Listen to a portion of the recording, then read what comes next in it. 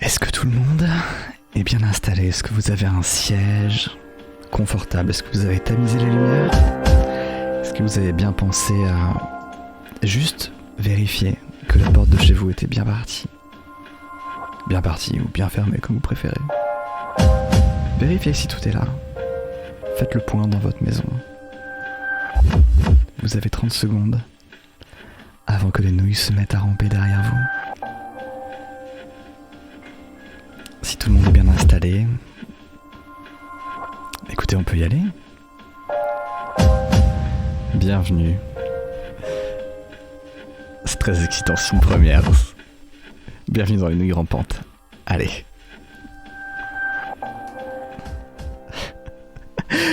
Bonsoir. Bonsoir à vous. Comment ça va? C'est un peu spécial. Bonsoir.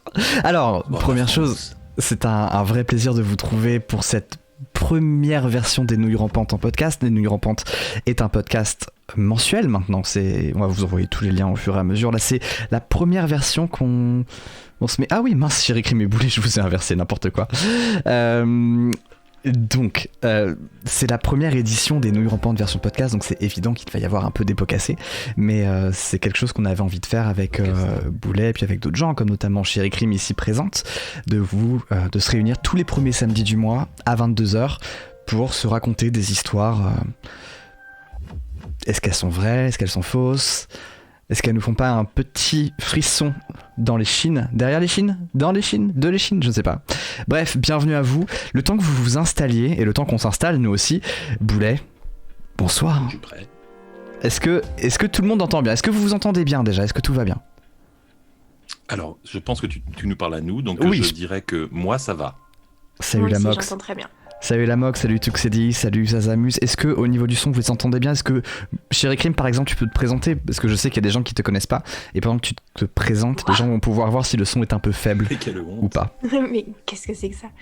Je m'appelle Chérie Crime et j'ai une chaîne Twitch qui parle essentiellement de mystères historiques et de légendes qui font peur. Et en fait, ce qui se passe, c'est que j'explique ou je raconte les légendes et qu'après on débunk, on essaye de voir si c'est du total bullshit ou s'il y a un vrai fond historique. Donc finalement c'est un peu un lien de sang avec les Nouilles Rampantes quoi. On est assez proches spirituellement. C'est ça. Boulet, ça va toi? Content d'être là.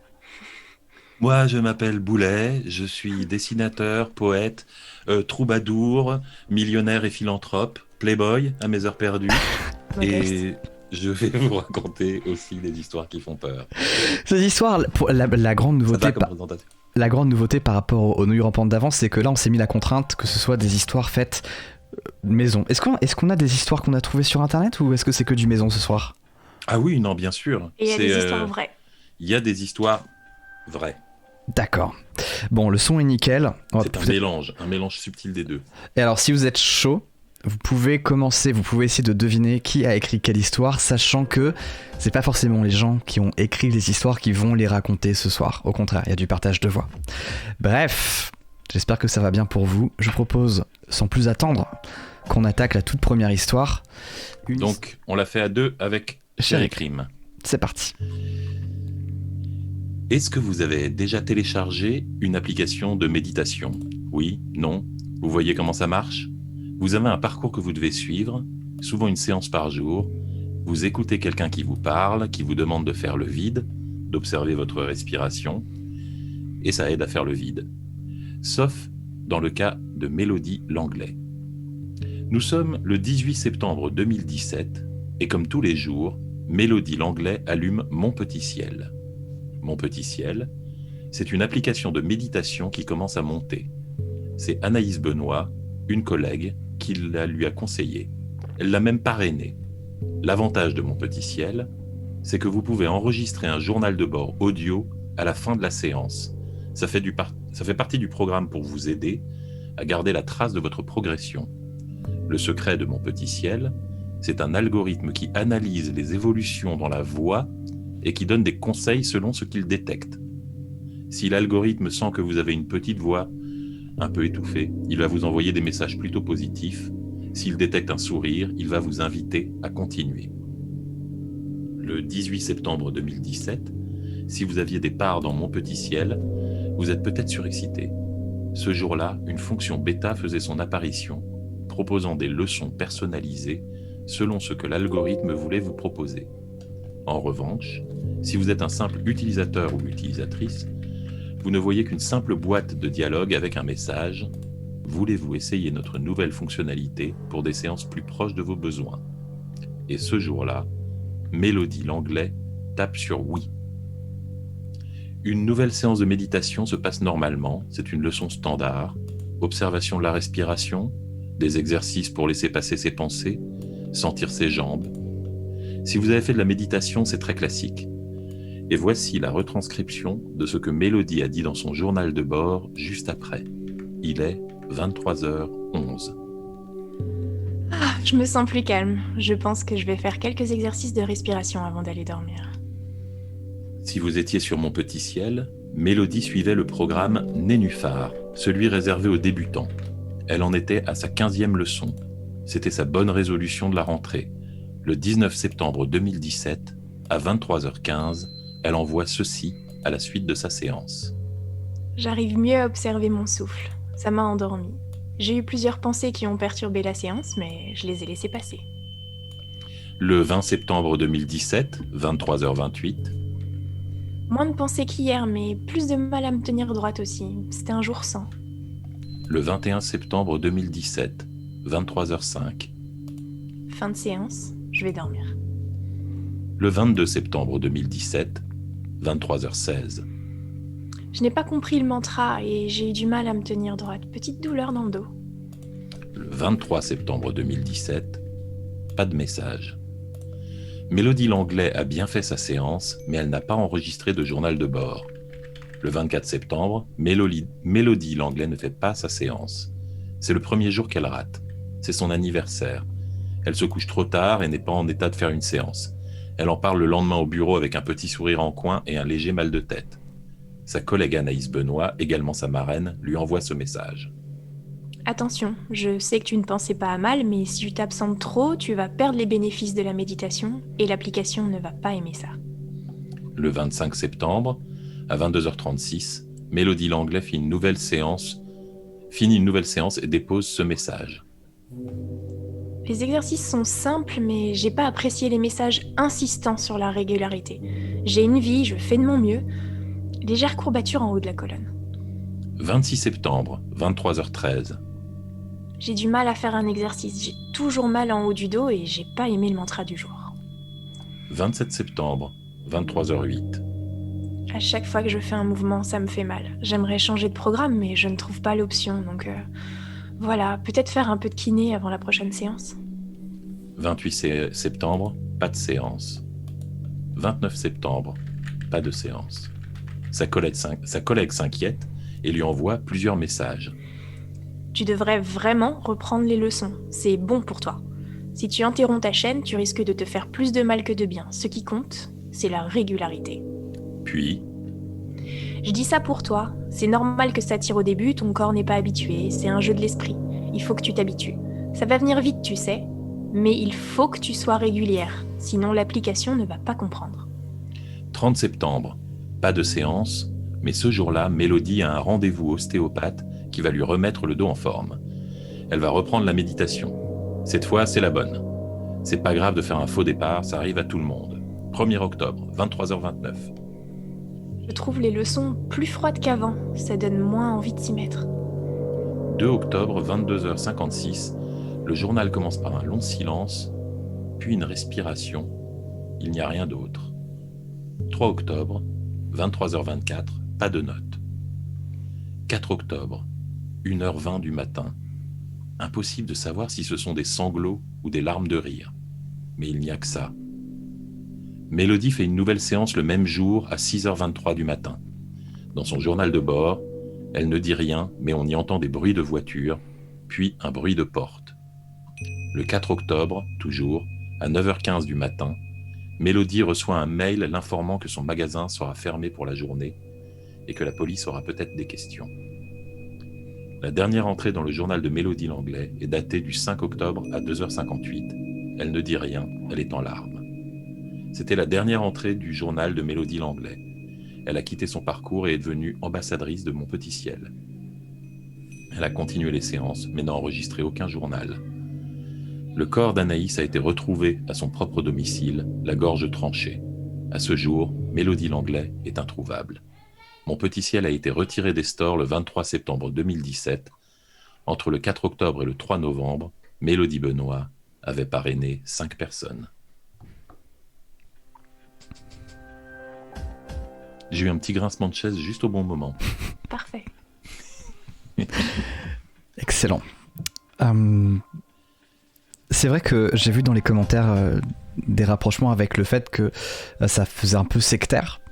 Et c'est vrai que quand on n'a pas l'habitude de ce genre d'application, ça peut faire un peu cet effet-là, vu de l'extérieur. On débriefera tout. toutes les... peu bullshit, c'est que ça. Quoi ? Ce qui me paraît un peu bullshit, c'est l'idée que quelqu'un puisse faire plus d'un mois de cours de yoga. De méditation, j'avoue que... C'est-à-dire que moi, de méditation, normalement, moi je fais 2 jours, et le 3e jour, c'est série télé. C'est 10 minutes par jour après. C'est 10 minutes par jour. Écoute, Michael Tutley, tu viens de choper l'appli. Ok. Michel Tutley, pardon, j'ai appelé Michael. Bon courage pour l'application. Tu dis, hein, le coup du petit journal. Tu nous dis si ça se passe bien, tu nous envoies ton journal.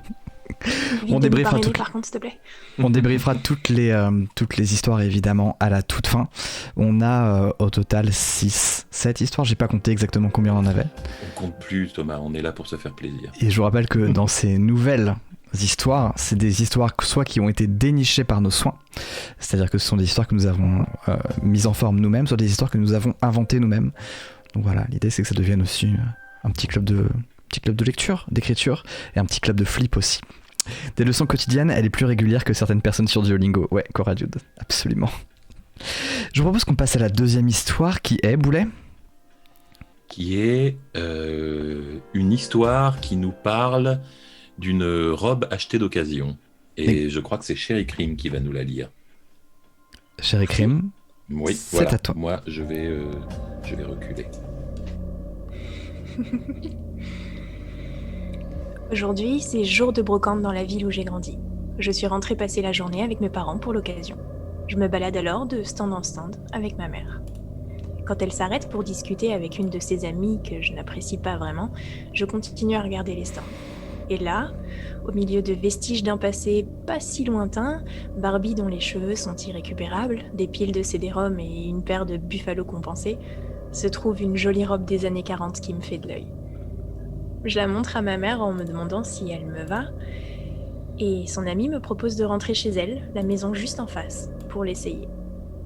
Je pousse la porte de la petite maison, particulièrement contente de ma trouvaille vintage, et grimpe une volée de marche pour ne pas risquer de me trouver nez à nez avec quelqu'un pendant mes essayages.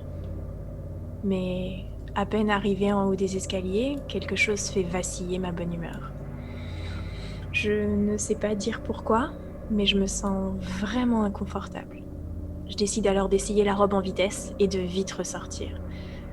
Mais je me sens de plus en plus mal. Il y a comme une masse qui pèse sur mes épaules jusqu'à ce que ça devienne rapidement douloureux. Et une odeur de parfum capiteux envahit l'espace en me donnant la nausée. Mais surtout, je me sens observée. Un regard insistant. Vous savez quand quelqu'un vous en veut et vous fusille du regard ? Cette sensation-là. Exactement. Mon premier réflexe est évidemment de m'enfuir en courant, mais n'ayant qu'une robe à demi enfilée sur le dos, la fuite est compromise. Je trouve judicieux sur le moment de dire à voix haute, pendant que je me rhabille en vitesse, je suis désolée, je m'en vais dans 1 minute. Ce qui a eu pour effet immédiat de faire claquer très violemment la porte de la chambre devant laquelle je me trouvais. J'ai dévalé l'escalier si vite que je ne me souviens pas avoir touché les marches et suis sortie de là livide et tremblante. Plus tard, j'ai interrogé ma mère sur la maison. Je savais que ma sœur et elle y avaient vécu quelques semaines pendant les travaux chez mes parents. J'ai alors appris que son amie en avait hérité de sa grand-mère et que parfois, sans en connaître l'origine, elles avaient senti elles aussi cette odeur de parfum capiteux. Je vous assure que quand je retourne voir mes parents, je change systématiquement de trottoir au moment de passer devant cette maison. Pardon, la coupure était un peu rêche. Désolé. Je propose qu'on enchaîne sur une autre histoire de maison hantée. Absolument. Thomas, est-ce que tu as mon introduction ? Je vais prendre... Alors, l'introduction, je l'ai en vidéo. Je vais maintenant prendre juste, hop, le texte. C'est bon. Est-ce que tu veux que je lance le son maintenant ? Oui, lance-moi le premier son. Les 10 premières secondes de cette émission, c'est parti. L'affaire de Saint-Quentin que la presse n'avait pas hésité à titrer en septembre 86, l'affaire de la maison sanglante. À 140 km. À vous.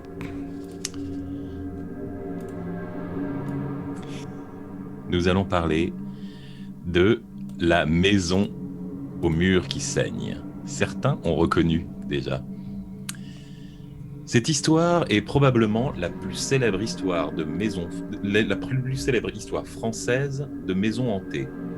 Elle défraya la chronique et donna lieu à une reconstitution dans l'émission Mystère en 1992. Nous sommes en 1986, rue des Canonniers, dans le quartier Rémicourt, à Saint-Quentin dans l'Aisne. Deux jeunes mariés, Lucie et Jean-Marc Belmer, s'installent dans leur nouvelle maison avec leurs chiens, sans se douter que leur quotidien est sur le point de virer au cauchemar. Un mois après leur aménagement, au matin, Lucie remarque des taches rouges sur la table de la cuisine. Elle a fait le ménage la veille et trouve donc cela un peu étonnant, mais n'y accorde pas plus d'attention une fois passé un coup d'éponge. Elle monte alors dans sa chambre pour s'habiller, se préparer à sa journée. En ouvrant le tiroir de la commode, elle a la surprise de voir les mêmes taches maculer son linge. En se retournant, elle en remarque encore davantage sur les draps défaits du lit. Inquiète, elle attend le retour de son mari pour lui dire qu'elle a trouvé du sang partout dans la maison et lui demander s'il avait remarqué quelque chose. Celui-ci la rassure, ce n'est probablement rien, peut-être que la peinture vieillissante de la maison a laissé suinter quelque chose, il doit s'agir d'une infiltration quelconque. Les jours passent et d'autres phénomènes surviennent.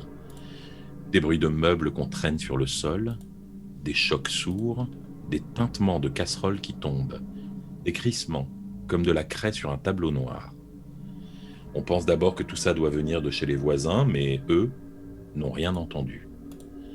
Un jour, en rentrant chez elle, Lucie remarque que la porte de la cave est ouverte.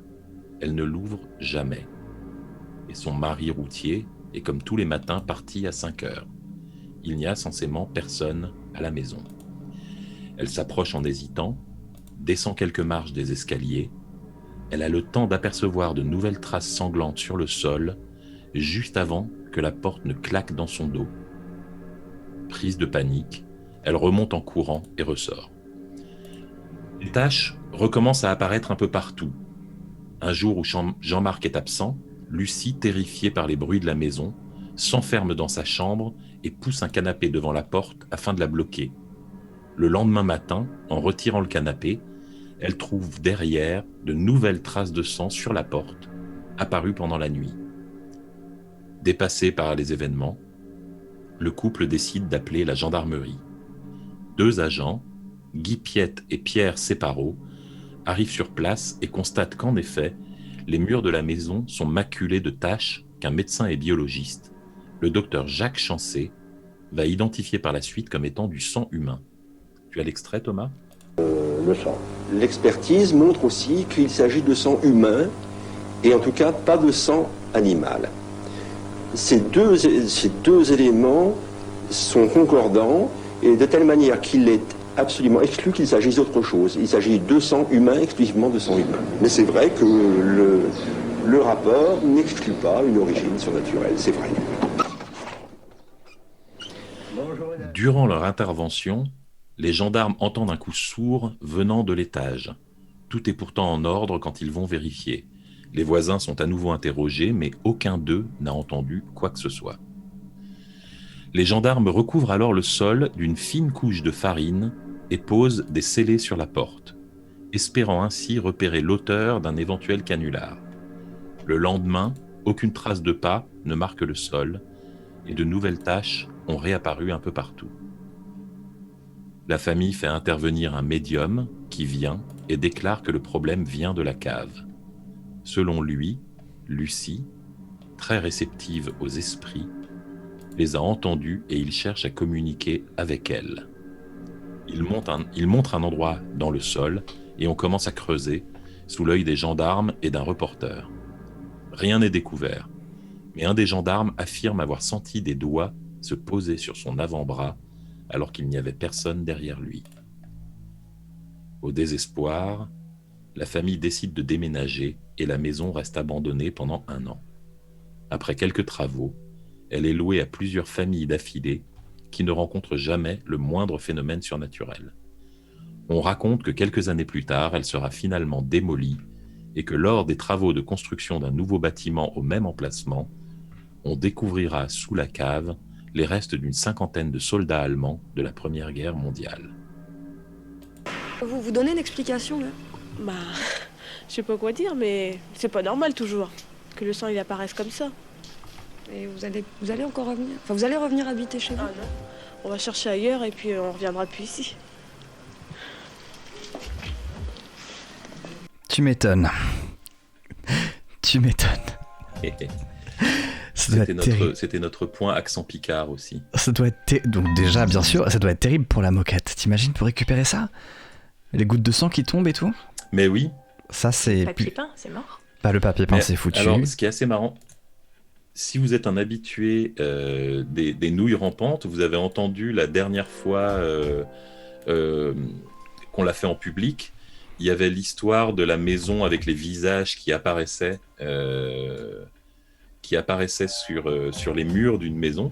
Et ce qui est très marrant, c'est que ces 2 histoires, celle-là et celle des murs qui saignent, je les avais lues quand j'étais ado et elles m'avaient complètement traumatisé. Donc c'est pour ça que je voulais faire ces 2 histoires, parce que c'était vraiment des souvenirs d'enfance que j'avais lus dans un magazine quand je devais avoir 13-14 ans. Et je voulais vraiment voir, non seulement revoir l'histoire pour voir si elle me fera encore peur aujourd'hui, mais en plus voir s'il y avait eu du nouveau entre-temps. Et on y reviendra donc à la fin de l'émission. J'aime beaucoup dans les commentaires, je viens d'arriver, c'est quoi l'histoire en bref? C'est une maison au mur qui saigne, tout simplement. Sophie qui dit « Je suis seule chez moi, je me sens au top ». Et il y a Frisienne qui répond « D'accord, c'est qui alors derrière toi ?» Mojette qui dit « Ils auraient pu donner des tampax quand même aux soldats allemands, solidarité et tout ». Et le coup classique, voilà. Aisling du cimetière. On a toujours comme ça... Indien. Oui, pragmatique. Le point gracieux des gens qui suivent. Bien évidemment, il faut être aussi un peu... Dans les règles, c'est pas crade, hein. Un peu pragmatique, quoi. Oui, ça. Non, j'ai pas dit que c'était crade, j'ai dit que c'était pas gracieux comme blague, mais... Mais après, est-ce que c'est... Vraie question, est-ce que du sang, c'est vraiment pire que genre des champignons qui envahissent petit à petit, lentement, inexorablement? C'était une des théories. Pareil, on y reviendra à la fin, mais il y a des gens qui ont dit que ça pouvait être... des champignons qui peuvent être confondus apparemment avec du sang. Après, il faudrait demander aux spécialistes. Et puis il y a le coup de l'analyse aussi. Qui était un peu louche. Le coup de l'analyse, le médecin dont on a entendu la voix, ouais, il a été analysé. A priori, le sang était du sang humain. J'ai eu plein de sources contradictoires. Donc, on fera tout ça pendant le debunk. Bien sûr. Et je vous propose, si je retrouve l'histoire, parce que je ne retrouve plus ma feuille. C'est un problème. Enfin, oublié, par professionnalisme complet, j'ai oublié une des histoires quelque part. Donc, je vais rouvrir ma feuille. Et on parlait de monstres proches de chez nous, c'est-à-dire dans nos propres murs. Exactement. Mais peut-être que les monstres se cachent plus loin, beaucoup plus loin. Par exemple, en Antarctique. L'Antarctique... Excusez-moi, hop. 47, nickel. Vous entendez le son est bon. Parfait. Depuis 1 million d'années dans le lac de Vostok, sous 3700 mètres de glace. Le dernier secret de l'Antarctique, publié aux éditions Paulsen, révèle sous la plume du glaciologue Jean-Robert Petit comment la petite station polaire de Vostok, au cœur de l'Antarctique, ébranla le monde et entra dans l'histoire.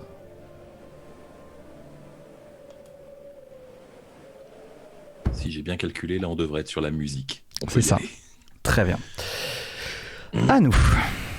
Boulet, c'est à toi. Une équipe russe affirme avoir affronté une créature géante sous les glaces de l'Antarctique. Le lac Vostok, qui fait plus de 300 mètres de profondeur pour une surface égale à celle du lac Ontario. Genève, c'est là d'où vient la coupure de journal. Un scientifique russe démissionnaire refait surface avec le récit incroyable de ce qui se serait vraiment passé, ce qui leur serait vraiment arrivé à ses collègues et à lui-même durant leur disparition de 5 jours dans un lac caché 3769 mètres sous les glaces de l'Antarctique. Le docteur Anton Padalka a ainsi raconté aux autorités suisses que cette équipe de chercheurs avait découvert une créature étrange et extrêmement dangereuse, surnommée organisme 46B. Un genre de pieuvre géante extrêmement intelligente, dont la rencontre aurait coûté la vie à 3 des membres du groupe. Mais le gouvernement du président russe Vladimir Poutine aurait déclaré qu'aucune découverte scientifique intéressante n'aurait été réalisée parce que les pontes du KGB voudraient utiliser cet organisme à des fins militaires. La découverte d'une forme de vie aussi unique dans le lac Vostok était la percée scientifique la plus importante de ces dernières décennies. Mais on nous a ordonné de rien divulguer pour ne pas contrarier les sinistres plans de M. Poutine, a déclaré le lanceur d'alerte aux Suisses. L'expédition antarctique russe avait réussi début février 2012 à atteindre le lac Vostok après avoir foré dans plus de 3 km de glace. Un projet qui avait demandé plus de 30 ans d'efforts. Le lac étant complètement scellé par la glace depuis entre 15 et 34 millions d'années, les scientifiques avaient prédit qu'on y découvrirait de nouvelles espèces ayant évolué de manière totalement inédite. D'après nos recherches, le taux d'oxygène y est de 10 à 20 fois supérieur à n'importe où sur la planète. Les formes de vie que nous y trouverions seraient probablement complètement uniques sur Terre, avait déclaré à la télévision russe Sergei Boulat, le scientifique en chef du projet, tandis que les géologues creusaient la glace. Des créatures extrêmement étranges ont précédemment été découvertes dans les cheminées hydrothermales des profondeurs au large des côtes de l'Antarctique, comme le fameux crabe yéti à l'abdomen poilu, qui se nourrit des bactéries qu'il cultive sur son propre corps, et d'étoiles de mer carnivores à 7 bras qui attrapent et dévorent ces crabes. Au moment où les 8 membres de l'équipe approchaient du lac, toutes les communications furent soudainement interrompues. Les jours passèrent sans que les chercheurs ne répondent aux efforts désespérés pour les contacter par radio. Leurs collègues scientifiques du monde entier se mirent à craindre le pire. Pas un son n'est sorti de la glace en 5 jours, avait déclaré sombrement sur Fox News le docteur John Priscu, un professeur en écologie à l'Université d'État du Montana, et qui avait dirigé un programme d'exploration similaire en Antarctique. Je ne peux qu'imaginer ce que ce doit être. Peut-être ne le pouvait-il pas, en fait. Le docteur Padalka affirme que tout ce temps, ses collègues et lui luttaient désespérément pour leur survie dans un monde enfoui profondément sous la surface de la Terre. Nous avons rencontré l'organisme 46B le premier jour, alors que nous effectuons une plongée préliminaire pour tester nos combinaisons basse température. Il avait désactivé notre radio et à notre grande horreur, nous allions découvrir plus tard qu'il l'avait fait intentionnellement. Les octopodes comme Vitreledonella richardi sont connus pour être extrêmement intelligents. Bien que la créature 46B possède 14 bras au lieu de 8, elle tue de la même manière que les octopodes. Elle attrape sa proie, lui injecte sa salive paralysante et la démembre en petits morceaux avec son bec. Mais 46B a une corde de plus à son arc. Il est capable de paralyser sa proie à plus de 40 mètres en diffusant son venin dans l'eau, grâce à un organe similaire au sac d'encre des pieuvres. C'est de cette manière tragique que mon collègue et ami d'enfance, le docteur Vindogradov, a été tué. Il nageait dans l'eau, un sourire épanoui sur les lèvres quand la créature s'est approchée de lui. Nous l'avons contemplé, impuissant, lui arracher la tête avec ses tentacules avant de le dépecer et d'engloutir ses restes. C'est comme si notre ami avait été hypnotisé ou contrôlé télépathiquement. La créature de 10 mètres de long est aussi incroyablement douée en camouflage et a utilisé ce talent pour traquer les chercheurs. Plusieurs espèces d'octopodes peuvent altérer leur apparence, habituellement pour échapper à leurs prédateurs. Des sacs de pigments, appelés chromatophores, leur permettent de changer de couleur, et en contractant leurs muscles, ils peuvent se fondre complètement dans le sol océanique ou sur un récif de corail. La célèbre pieuvre mimétique peut se contorsionner pour prendre la forme d'un serpent de mer ou d'une raie. Mais les aptitudes au camouflage de l'organisme 46B ont l'air presque diaboliques. Il a pris la forme d'un plongeur humain. Nous avons cru voir un de nos collègues nager à notre rencontre avec son équipement. Avant que notre collègue le plus en avant puisse réaliser ce que c'était, il avait été attrapé et réduit en pièces. Quand le bras d'un octopode ordinaire est coupé, le membre sectionné est capable de fuir en rampant. Parfois, il peut même attraper une proie et la ramener vers la bouche de l'octopode. Les experts disent que c'est parce que chaque bras contient un paquet de neurones, comme un cerveau secondaire indépendant. Les bras de l'organisme 46B démontrèrent une capacité glaçante à fonctionner en autonomie. Après que notre seule collègue féminine a réussi à couper un de ses bras avec une hachette, le bras amputé lui a arraché l'arme des mains. La nuit suivante, le bras a rampé jusqu'à elle et l'a étranglée dans son sommeil. Les experts théorisent que les octopodes sont non seulement capables de faire repousser leurs bras, mais aussi qu'un bras coupé peut reformer un octopode entier. Les octopodes sont extraordinairement intelligents, capables de se diriger dans des labyrinthes, d'utiliser des outils et même de fabriquer des structures en Lego. Mais cette nouvelle créature est une catégorie à part. À la façon dont il s'est adapté à chaque fois que nous changions de tactique, nous en sommes venus à la conclusion qu'il était au moins aussi intelligent qu'un humain moyen. Révèle le docteur Padalka. Si nous n'étions pas tous des experts dans nos domaines respectifs, je pense qu'ils nous auraient tous battus à la fin. Mais les intellectuels finissent miraculeusement par coincer la créature dans un caisson.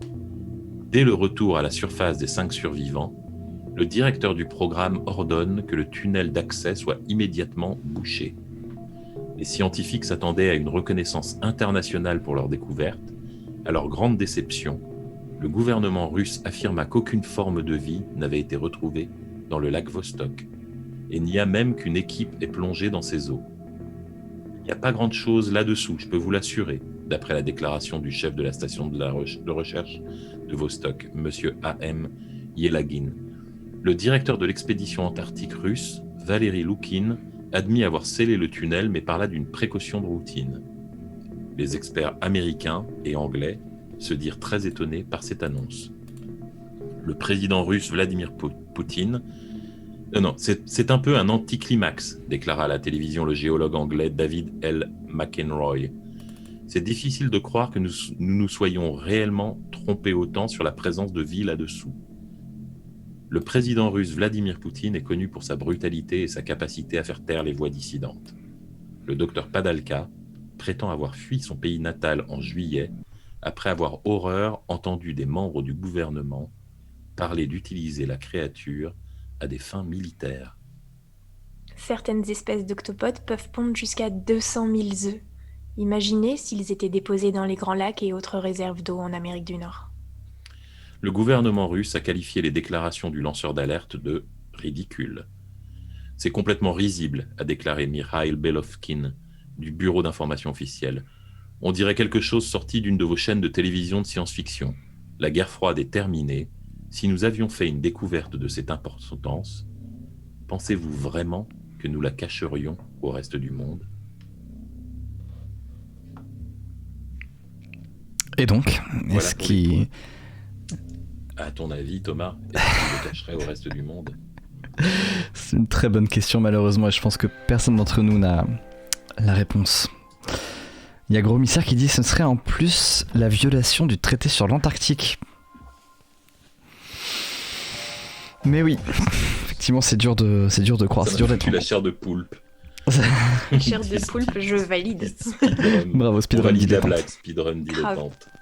Moi, ça m'a presque donné envie d'en adopter, en fait. Je me dis, franchement, t'imagines, plutôt qu'un chien de garde dans un petit aquarium avec ça dedans. Franchement, ça passe. Bref. Et tu peux peut-être jouer aux échecs avec lui. Oui, techniquement, ça te bat aux échecs, c'est super gonflant. Bah, ça reste un bras, donc ça peut aussi aider, par exemple, à faire... S'il faut lui donner un scientifique russe tous les matins, tu sais, au petit-déj, ça se trouve. Super compliqué. Ça se trouve. Les universités en sont pleins. Est-ce que vous avez des plongeurs russes, tu sais, au magasin animalier ? Excusez-moi, est-ce que vous avez des... Je vous en prends 40. Black Floyd Face. On a juste le mélange pour Guppy, là, on est désolé. Black Floyd Face qui dit ça m'a l'air très tiré par les cheveux. On verra ça pour le coup. Est-ce que c'était vrai ? Est-ce qu'au contraire c'est de la fiction ? Est-ce que c'est peut-être un peu des deux ? Parfois les frontières sont assez minces entre ce qui est vraiment vrai et ce que on a pu ajouter comme fiction. Donc peut-être que, connaissant les personnes qui ont écrit ça, il se peut que la vérité soit peut-être moins évidente que ça. Ailleurs, Mais pour ça, je suis il faut d'accord rester avec jusqu'à toi. la fin, au moment où on débunkera ça quand on aura terminé toutes les histoires. C'est l'astuce. C'est un peu l'idée. Et si on continuait, Absolument.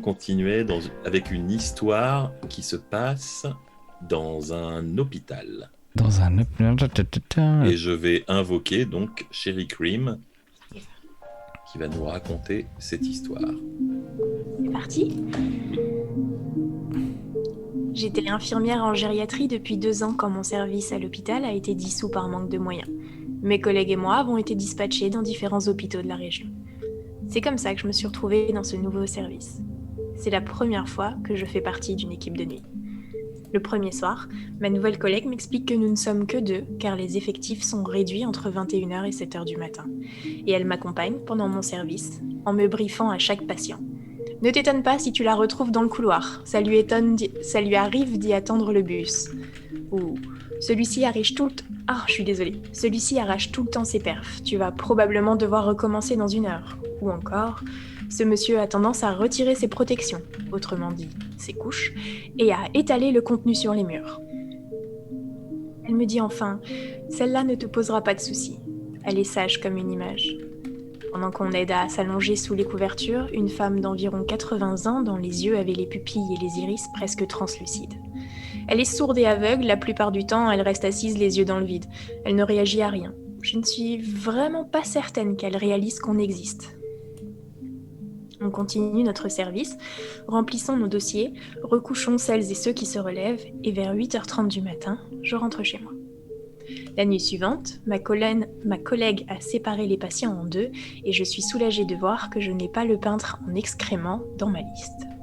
Vers 23h, je rentre dans la chambre de la patiente aveugle et sourde et suis un peu décontenancée. Elle me fixe du regard. Pendant tout le temps où je l'échangeais et posais sa perfusion, elle ne m'a pas lâché 1 seconde de ses yeux blancs, suivant de la tête chacun de mes mouvements dans la pièce. Je me suis sentie étrangement mal à l'aise, mais pour être honnête, l'ambiance de l'hôpital de nuit rend tout plus bizarre. Je finis ma tournée, pose de perfusion, changement de protection, patient à recoucher, et je rejoins ensuite ma collègue dans la salle de soins, plutôt satisfaite d'avoir retenu du premier coup le code pour entrer. Comme c'est l'endroit où sont stockés les médicaments et le matériel, l'entrée est verrouillée par un digicode. Je lui rapporte le déroulement de mon service et quand je mentionne mon passage dans la chambre de la patiente, supposée apathique, elle semble réellement étonnée d'apprendre qu'elle a réagi à ma présence. La nuit suivante, ça recommence. Tout le temps de mon intervention dans sa chambre, la patiente me fixe sans ciller et suit le moindre de mes mouvements. Je sens les poils de ma nuque se hérisser. Cette fois-ci, je suis vraiment mal à l'aise.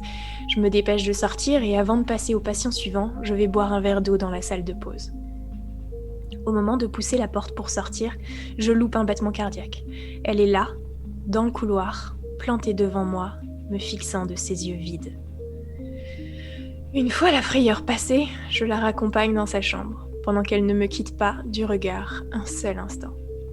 Ma collègue est complètement perplexe face à cette activité inhabituelle, et devant mon malaise évident, me propose gentiment de l'échanger contre un de ses patients. Je sais que ça peut sembler bête, mais je me sens soulagée à cette idée, et le lendemain, je commence mon service de bonne humeur. Un peu après 1h du matin, je me dirige vers la salle de soins, tape le digicode, entre, et commence à ranger mon matériel. Mais quelque chose ne va pas. J'ai la chair de poule, mes oreilles se mettent à bourdonner. Je me retourne, balaie la pièce des yeux et pousse un hurlement. Elle est là, assise dans un coin de la pièce, les yeux rivés sur moi. Mais qu'est-ce qu'elle fout là, putain? Comment elle a réussi à entrer? Ma collègue, qui a entendu mes cris, arrive presque aussitôt. Elle met quelques secondes à comprendre ce qui se passe et raccompagne la patiente dans sa chambre. Je tremble encore pendant près d'1 heure et nous finissons de remplir nos dossiers de patients dans le silence. Vers 4h du matin, lorsque je regarde machinalement l'écran de surveillance pour vérifier s'il n'y a pas de patients en vadrouille dans les couloirs, j'étouffe un cri. Elle est là, dans le couloir, debout devant la salle de soins, en train de me regarder à travers le mur. Je sais que c'est pas possible, je sais que ça me fait passer pour une folle, mais c'est exactement ce qu'elle est en train de faire. Lorsque je l'ai aperçue sur le moniteur, je me suis levée sur le coup de la surprise et j'ai reculé de quelques pas. Je peux vous jurer que j'ai très clairement vu sa tête suivre mon mouvement. Dès la fin du service, j'ai couru chez mon médecin pour me faire arrêter et j'ai posé ma démission dans la foulée pour prendre un poste dans le privé. C'était il y a presque 5 ans, et pourtant une bouffée de terreur et d'angoisse m'envahit encore à chaque fois que j'y repense. Après, il faut aimer des hôpitaux. Hein. C'est...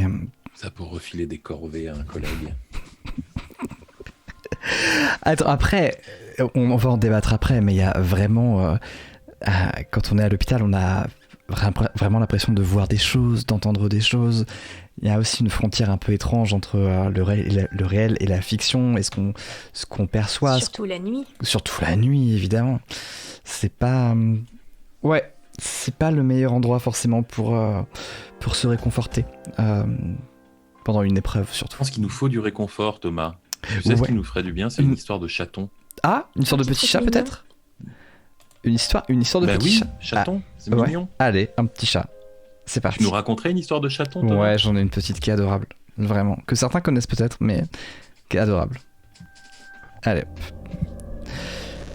Oh non, pas celle-là. Ça, c'est mieux. Laureen H. était une jeune assistante sociale qui avait récemment aménagé à Cayenne. Elle s'était installée dans un 2 pièces confortable avec son chat, qui s'appelait Saucisse.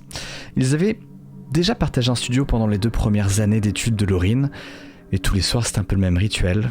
Laureen éteignit la télé, elle regardait son évier, elle se disait qu'elle ferait la vaisselle demain, cette fois c'est sûr. Elle se lavait les dents, et elle allait au lit. Et une fois la lumière éteinte, Saucisse bondissait sur son matelas, s'emmitouflait dans les plis de la couette, et le matin, Laureen retrouvait souvent sa grosse boule de poils en plein rêve à quelques centimètres de son visage. Pour son plus grand plaisir, contrairement à son hygiène. Dans son nouveau 2 pièces, dans lequel Laureen venait d'aménager, son rituel n'avait vraiment pas changé. Chaque soir, elle éteignait la télé, regardait son évier, se disait que cette vaisselle commençait à être vraiment problématique. L'évier était paradoxalement plus petit dans son nouvel appartement que dans son ancien studio. Elle se lavait les dents et elle allait au lit. Mais depuis quelques semaines, sa chambre n'était plus au même endroit que son salon. Un vieux réflexe de son enfance avait tout naturellement ressurgi, celui de fermer la porte de sa chambre avant d'aller dormir. Quand on a un 2 pièces, c'est le genre de luxe dans lequel on peut se complaire. Cette nouvelle configuration n'arrangeait pas beaucoup Saucisse, qui était très déterminé à garder tous ses réflexes d'avant, mais qui s'était rendu compte bien des fois qu'un mur s'interposait brutalement entre lui et sa maîtresse s'il avait le malheur d'attendre trop longtemps avant de viser le matelas. Laureen s'en est rendu très vite compte, puisque si sa chambre avait une porte, son chat, lui, avait des griffes. Et Saucisse était un éternel retardataire qui attendait souvent que Laureen ait éteint toutes les lumières avant de se manifester. Donc, quand Laureen fermait la porte, son chat, inévitablement, commençait à gratter. Et à gratter, et à râler, et à gratter, obligeant Laureen à râler elle-même, à se lever, et à compenser tout ça en allant récupérer d'énormes câlins sur la boule de poils qui avait le droit, finalement, de rentrer dans la chambre. Laureen avait donc commencé à prendre une nouvelle habitude, amener Saucisse, manuellement, vers son matelas avant d'éteindre la lumière. Elle se lave les dents, elle prend le chat, elle rentre dans sa chambre, elle le met au lit, elle ferme la porte, elle éteint la lumière. C'était un compromis qui convenait à tout le monde. Pour autant, cette nouvelle habitude en construction n'était pas encore tout à fait un automatisme. Et un soir, Laureen est plus fatiguée que d'habitude. Elle éteint la télé, elle passe devant la vaisselle sans lui jeter le moindre regard, elle se lave les dents mollement, elle marche sans y croire vers sa chambre, elle ferme la porte, elle éteint la lumière, elle s'effondre sur son lit. Quelques minutes plus tard, elle commence à entendre un son qui ressemble un peu à...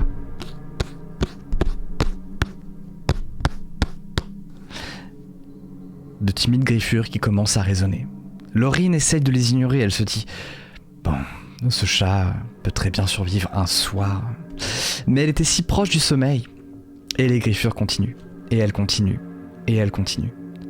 Laureen soupire, elle maudit son chat, elle se maudit elle-même d'avoir oublié de le rentrer, elle se lève.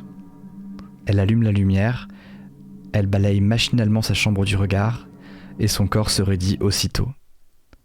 Dans un coin du lit, en boule dans les couvertures, saucisse, en plein sommeil. Et elle, de l'autre côté de la porte, elle entend.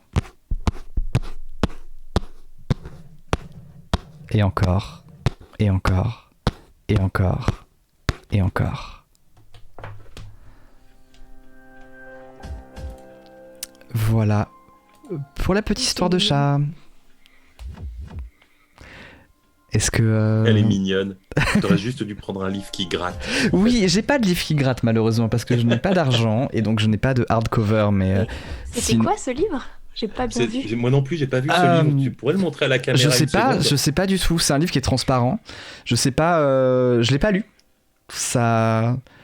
Voilà. Ça a l'air drôlement bien. Oh, et d'ailleurs, bien, la couverture est belle en tout cas. Je vous ai pas dit, mais si vous êtes en Seine-et-Marne demain, je suis en dédicace à partir de 14h à Carré-Sénart. Ça tombe bien. Ouais, demain à 14h à Carré-Sénart, voilà. Donc au Furet du Nord. Et pour ceux... pardon, parce qu'il y a un mois on avait fait un concours. Ils sont partis. Il reste un nom, je crois que c'est... Je sais plus qui c'est, il y a une personne qui m'a pas donné son adresse, mais SJW de tes morts, tu y es parti normalement. Donc on se tiendra au courant pour... tu me diras si tu as. Faut sub pour acheter des accessoires, exactement. Tout à fait. Voilà pour l'histoire du petit chat. Raftor, oui, toi, pareil, il est parti le tien. Il y aura une autre date à Paris, Eishling, on est en train d'y travailler, t'inquiète. Pardon, on fera ces détails ultérieurement. Mais voilà, comment j'ai tué mon ange gardien, 14,50€ chez Flammarion. Et plein de séances de dédicaces à venir pendant encore 2-3 mois, même plus. Voilà. Flunch, c'est... Ah oui, à moins que ce soit toi. Très possible. Bref. Voilà pour l'histoire du petit chat. Et si ça vous a donné envie d'avoir des petits chats, je vais mettre en story, on a des chats à donner. Je me permettre de ce segment pour... J'ai une polo sport vert sapin, non je plaisante. Non, pour le coup, on a vraiment, je donne vraiment, j'ai 6 chatons à donner. Je vous mettrai les images sur Insta demain, je pense. J'en avais déjà mis. Plein de saucisses. Voilà, plein de petites saucisses à adopter. 6, ils sont adorables. Trop mignons. Voilà pour le petit chat, du coup. Est-ce qu'on en a une autre? Je crois que oui, hein, je crois qu'il est peut-être l'heure de voir qui habite à côté, ou je sais pas, ou c'est trop tôt. Je pense qu'il est l'heure. Thomas, tu sais que c'est presque notre dernière histoire, comme on a eu Feldup qui n'est pas venu, on a été très vite ce soir. On a été très rapide, absolument. Donc, mais cette histoire-là est plus longue. D'accord. Mais je crois qu'en plus, toi, il t'en restait peut-être une sous le coude pour après. Oui, mais après, on n'est pas pressé, on reste le temps qu'il faut le débunker après. Prenons le temps, puis on papote avec le chat après, si on va papoter avec le chat. Donc, eh ben, je propose que on parle bonne relation de voisinage. Et je vais avoir besoin d'une narratrice. Oh là là, si seulement il y avait une narratrice avec nous ce soir. Comment on va faire? Oh, tu veux bien? Ah bah écoute, c'est super alors. Écoute, allez, c'est parti. Ça te dérange pas du tout? J'ai pas répété, donc... C'est fou ça, je te l'ai pas envoyé? Bon bah écoute, la voilà. Quand on vit dans une grande ville, il arrive que l'on partage son quotidien avec celui de nos voisins. Pour le meilleur et pour le pire. Parfois silencieux et respectueux, ils peuvent aussi se faire bruyants, gênants, intrusifs, jusqu'à pourrir notre vie de tous les jours. Qui n'a jamais pesté, intérieurement ou en hurlant par la fenêtre, contre la musique poussée trop fort ou contre des saletés laissées dans les espaces communs? Qui ne s'est jamais armé d'un balai pour taper au plafond quand il y avait trop de bruit? Et à l'inverse, qui n'a jamais vu surgir un voisin hystérique, prêt à appeler la police simplement parce qu'on avait marché en chaussures chez soi, et que ce simple bruit le rendait fou? Le voisinage peut être une torture par 1 million d'épingles. Individuellement, les incidents paraîtront stupides, dérisoires, ne méritant pas qu'on focalise dessus. Mais ils auront tendance à s'accumuler. Et la gêne ponctuelle se murera petit à petit en un agacement continu, puis en rage contenue, et parfois en guerre ouverte. On aime aussi se plaindre de nos voisins, partager les anecdotes, trouver du soutien permet d'avoir une soupape pour libérer un peu cette pression. Ainsi, sur le site américain Reddit, la sous-catégorie My Terrible Neighbors compte plus de 4500 membres. Bad Neighbors en compte plus de 3000 et Neighbors from Hell plus de 8400. L'histoire qui suit est une sélection de plusieurs posts d'un compte utilisateur, SleepyJack51, aujourd'hui désactivé. 4 septembre 2017, premier message avec enregistrement sonore. Voilà pour le premier son qui a été posté sur le forum Reddit. AITA commence le message. Ça veut dire Am I the asshole? Est-ce que c'est moi l'idiot? Est-ce que c'est moi le trou du cul? En gros. C'est quand des gens demandent l'avis des internautes sur un dilemme. Tout a commencé il y a quelques semaines. Le bruit incessant des pas au plafond. Je suis freelance et je travaille depuis chez moi. J'avais réellement insisté dans mes recherches d'appartements sur le calme. Calme du quartier, calme des voisins. On m'avait assuré que cet immeuble était très paisible et que je n'aurais aucun souci de ce côté-là. Sur mon palier, il y a Monsieur R, qui bosse de nuit dans l'entretien du métro et dort une bonne partie de la journée. K, une hôtesse de l'air, la petite trentaine qui doit dormir chez elle environ 2 nuits par mois. Au-dessus de moi, un appartement inoccupé et sur le même palier, Madame F, 78 ans, qui passe la plus grande partie de ses journées à lire et à tricoter. Je ne connais pas mes voisins du dessous, si ce n'est quelques cris d'enfants qui jouent de temps en temps, ils sont raisonnablement silencieux. J'ai besoin de silence pour bosser. La plupart du temps, je ne passe même pas de musique. Pour les jours de deadline, j'ai même un gros casque anti-bruit dans lequel je diffuse du bruit blanc afin de mieux me concentrer. C'est pour ça que j'ai été directement agacé quand j'ai réalisé que le ou les nouveaux voisins du dessus ne faisaient apparemment pas le moindre effort. Ils marchent lourdement, en chaussures, à longueur de journée et parfois tard dans la soirée. Pour que vous vous rendiez compte, j'ai fait un enregistrement. Imaginez entendre ça plusieurs heures par jour.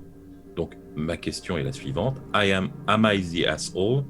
Si je vais directement tambouriner à leur porte, sachant qu'ils ont emménagé il y a à peine 3 semaines, est-ce que je laisse un mot sur leur porte? Si ce n'est les bruits de pas, ils ne sont pas bruyants. Ils ne mettent pas de musique ni la télé et ils n'ont apparemment pas d'enfants. J'ai trop peur de focaliser alors que bon, on a le droit de marcher chez soi. Too long didn't read, mes nouveaux voisins sont très bruyants et j'hésite à aller leur en parler parce qu'ils viennent à peine d'arriver et que je ne veux pas démarrer une relation de voisinage sur un conflit. 7 septembre 2017, les premières réponses sont assez classiques. Elles vont de recommandations au dialogue, aux suggestions de tambouriner, au plafond ou appeler la police. Merci pour tous vos conseils. Pour répondre à quelques remarques, non, je ne sais pas combien de personnes il y a, ni leur âge, etc. Je ne les ai pas croisés. Je ne devais pas être chez moi quand ils ont emménagé. Quand je disais qu'ils étaient là depuis 3 semaines, c'est simplement parce que j'ai remarqué les bruits à ce moment-là. Je ne pense pas que ça soit une seule personne ou alors c'est vraiment quelqu'un qui marche en cercle chez lui parce que ça a l'air continu. Aussi, je n'ai pas croisé les autres voisins à part Madame F qui n'a rien remarqué. Elle ne savait même pas qu'il y avait des nouveaux dans l'immeuble, elle ne sort pas de chez elle. Australian Dorito, j'aime bien ton approche moins agressive. Je vais aller frapper pour me présenter et selon si je tombe sur des gens sympas ou non, je formulerai ma remarque différemment. Bricat, je trouve ça un peu extrême, avant d'impliquer le proprio ou la police, je pense qu'on peut s'en sortir en discutant. Je veux juste pouvoir bosser en paix, je cherchais surtout une façon d'aborder des inconnus pour me dire qu'ils me dérangeaient. 9 septembre 2017. J'ai donc choisi la méthode douce et je suis allé frapper à la porte, mais personne n'a répondu. Pourtant, je suis sûr qu'ils étaient chez eux. J'entendais encore leur va-et-vient quelques minutes plus tôt. J'ai insisté et je jurerais que j'ai entendu quelqu'un derrière la porte. Le parquet a grincé un moment. J'ai insisté, mais comme personne n'ouvrait, j'ai juste parlé fort à travers la porte en leur demandant, si possible, de faire moins de bruit en marchant. J'ai cru qu'ils avaient compris parce que j'ai eu quelques heures de silence, mais ce soir, les pas ont repris. J'ai aussi l'impression que j'entendais des gens parler entre eux. 19 septembre 2017, beaucoup de gens ont demandé des nouvelles. L'auteur semblait avoir disparu, mais réapparaît 10 jours après son dernier message. Désolé pour l'absence de réponse, mais il n'y avait pas grand-chose de nouveau à dire. Ils se foutent complètement de ce que je peux penser d'eux, apparemment. J'ai appelé le proprio, mais l'immeuble est une grande copropriété. Il m'a dit qu'il allait essayer de contacter le propriétaire de l'appartement du dessus pour lui en parler, et j'attends de ses nouvelles. Moi, je n'ose plus trop aller frapper, ils sont assez flippants. Il n'y a jamais de musique, jamais de voix. C'est juste des espèces de chuchotements, ou peut-être une machine à laver, quelque chose comme ça. Ils ne sortent pas du tout. J'ai redemandé à Madame F. Elle m'a dit qu'elle avait cru voir leur porte se refermer juste au moment où elle sortait de chez elle pour sortir la poubelle, mais elle n'était même pas sûre. 23 septembre 2017. Merci pour vos messages. Désolé de ne pas être plus souvent ici, j'ai une deadline qui approche. Ça m'a d'ailleurs aidé vu que je passe mes journées avec le casque et le bruit blanc. Mais non, toujours pas de nouvelles du proprio, j'essaierai de le rappeler demain. Les nuits sont difficiles, parce que j'ai l'impression qu'il déplace des trucs lourds. J'ai entendu plusieurs fois des chocs qui m'ont réveillé en sursaut. L'autre jour, j'ai même eu une frayeur monstrueuse, parce que j'ai cru que ça venait de chez moi. J'ai tout rallumé et fait le tour de mon appartement avec une batte de baseball à la main. Depuis hier, il y a en plus une infiltration au niveau de la cuisine. Une sorte de coulure rouille qui sent très mauvais. Je ne sais pas ce qu'ils foutent là-haut. 24 septembre 2017, de plus en plus d'internautes lui conseillent d'appeler la police. Le comportement de ses voisins est suspect, il pourrait être en danger. J'ai eu des nouvelles bizarres. Le propriétaire de l'appartement m'a dit qu'il allait passer avec la police parce que l'appart est censé être vide. Finalement, certains d'entre vous avaient peut-être compris plus vite que moi, ce sont sans doute des squatteurs, ce qui expliquerait pourquoi ils n'ouvrent pas quand on frappe et pourquoi ils évitent tout le monde dans l'immeuble. Je lui ai parlé de l'infiltration et il a pété un plomb. Maintenant, il a peur de trouver un labo de meth dans son appart. 25 septembre 2017. Les internautes attendent avec beaucoup d'impatience le dénouement de l'histoire. Certains suggèrent à l'auteur de filmer la scène et de montrer l'intérieur de l'appartement en question. D'autres, plus modérés, lui suggèrent de glisser un mot sous la porte pour les prévenir de l'arrivée de la police, qu'ils aient une chance de partir d'eux-mêmes. C'est une histoire de fou. Le propriétaire est passé avec 2 flics, ils ont ouvert l'appartement et n'ont absolument rien trouvé. Les meubles sont toujours sous leurs draps, les fenêtres n'ont pas été ouvertes, il y avait apparemment plein de poussière au sol, personne n'a l'air d'être venu depuis des mois. Je me suis limite fait engueuler. Je leur ai montré l'infiltration, je leur ai fait écouter mon enregistrement des bruits, et ils me disent que l'eau est coupée dans cet appart et que ça doit venir d'un des tuyaux dans le plafond, entre les 2 étages. Le proprio va parler au mien et ils vont envoyer un plombier. Je me sens incroyablement stupide. J'aurais dû me douter que personne ne marche en rond 5 heures par jour chez soi. Mais assurez-moi, ça ressemble vraiment à des gens qui marchent, non ? 28 septembre 2017. La discussion s'est beaucoup enflammée. Certains internautes évoquent des rats, des ratons laveurs, des chouettes. Un autre explique que des bulles d'air dans les tuyaux pourraient produire ces bruits. Un lien est posté vers une maison hantée dont les bruits étranges étaient dus à des sources souterraines qui produisaient des chocs sourds en remplissant et en vidant de petites cavités dans la roche. Le plombier est passé. Il a fait un tour dans ma cuisine, ensuite il est monté à l'étage, il est redescendu au bout d'1 heure et m'a dit qu'il n'avait rien trouvé.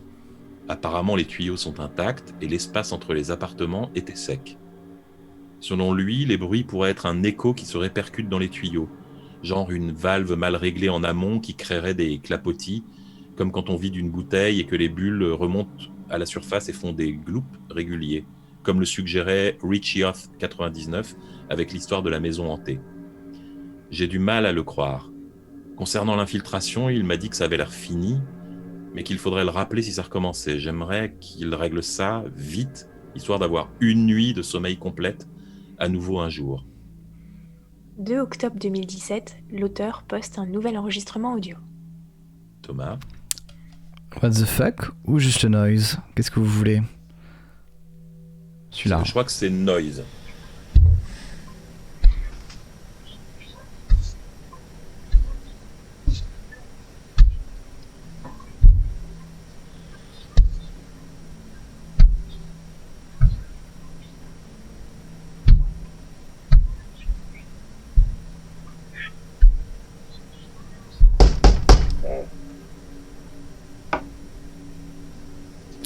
Ok, Fin du son. je suis pas fou, d'accord, j'ai enregistré ça cette nuit. Ce sont bien des gens qui chuchotent, pas des bruits de tuyaux. On m'entend frapper au plafond et on entend quelqu'un réagir. C'est clairement une voix humaine. Je sais pas du tout quoi en penser. À partir de ce moment-là, les commentaires explosent.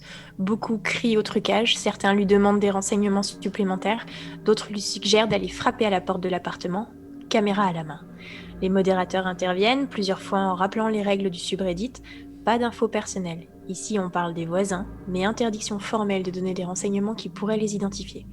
L'auteur ne repostera plus rien pendant une grosse semaine.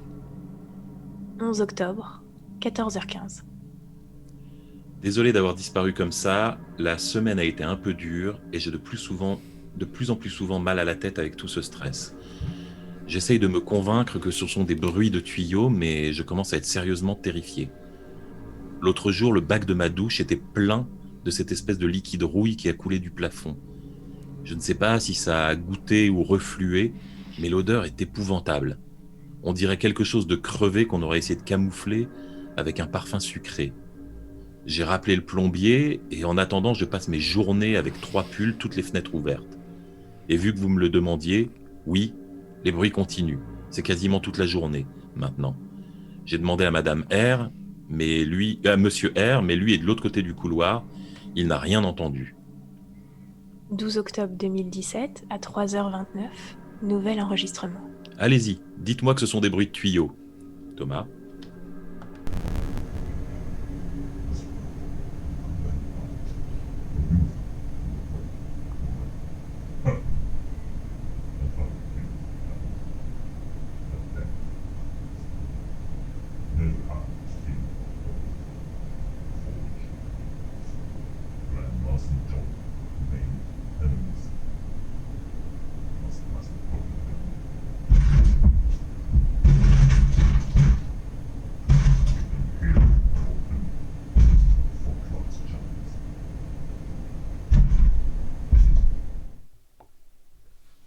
Fin du son. 14 octobre 2017, un modérateur clôt la discussion devant l'afflux de commentaires, expliquant que le sujet dérive trop. Beaucoup soupçonnent l'auteur de fabriquer les enregistrements et lui disent d'aller poster ce genre de choses sur NoSleep ou Paranormal. 18 octobre 2017, sous la pression des internautes, les commentaires sont rouverts, mais la modération a mis un disclaimer pour rappeler qu'il est défendu de dévoiler des données personnelles sous peine de ban et fermeture définitive du sujet. Apparemment, quelqu'un avait réussi à traquer l'auteur et avait donné le nom de la ville. 4 novembre 2017, Sleepy Jack 51 réapparaît. Merci pour vos emails. Je n'avais pas vu que le sujet avait été débloqué. Énormément de choses se sont passées. J'ai entamé des recherches pour un nouvel appartement et je quitterai celui-ci le plus vite possible. La puanteur est insoutenable. J'ai une migraine atroce depuis plusieurs jours. Le plombier est repassé. Il ne comprend pas d'où ça vient. Il ne trouve pas de fuite, pas d'infiltration. Rien dans les étages en dessous ou au-dessus. Ça semble venir de chez moi et de chez moi seul. L'autre jour, ma lessive tout entière est sortie orange et poisseuse après que la machine se soit remplie de ce liquide bizarre. Ce matin, c'était la chasse d'eau qui en était pleine, et hier, l'eau du robinet avait ce goût atroce quand je me suis brossé les dents. J'ai dû aller vomir directement. J'utilise de l'eau en bouteille pour ma toilette maintenant, et j'utilise la douche le moins possible. Les bruits sont quasiment constants. Ça n'arrange pas mon mal de crâne, nuit et jour, avec parfois ces curieux éclats de voix que j'ai enregistrés le mois dernier. J'ai pété un plomb l'autre jour et j'ai appelé la police.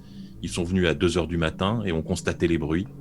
Personne n'a répondu quand ils ont frappé à la porte de l'étage, et ils ont dit qu'ils n'entendaient rien depuis le palier. Apparemment, l'un d'eux est passé par l'escalier de secours et tout était éteint à l'intérieur. Il a frappé à la fenêtre, mais personne n'a répondu. Ils ont dit que ça devait être des bruits de tuyaux, et qu'il fallait que je voie ça avec le propriétaire. Ils sont partis en me conseillant de mettre des bouchons d'oreille. 6 novembre 2017. Devant la nouvelle vague de messages, Devant la nouvelle vague de messages, les modérateurs déclarent qu'ils fermeront le sujet dans les jours à venir. Ils somment Sleepy Jack 51 de lever l'ambiguïté s'il s'agit d'une creepypasta de son cru, sous peine de voir la discussion effacée. Je pense que ça sera mon dernier message, et je ne m'attends pas à ce que vous me croyiez. Je ne peux que vous jurer que je n'invente rien et que je ne suis certainement pas en quête d'attention.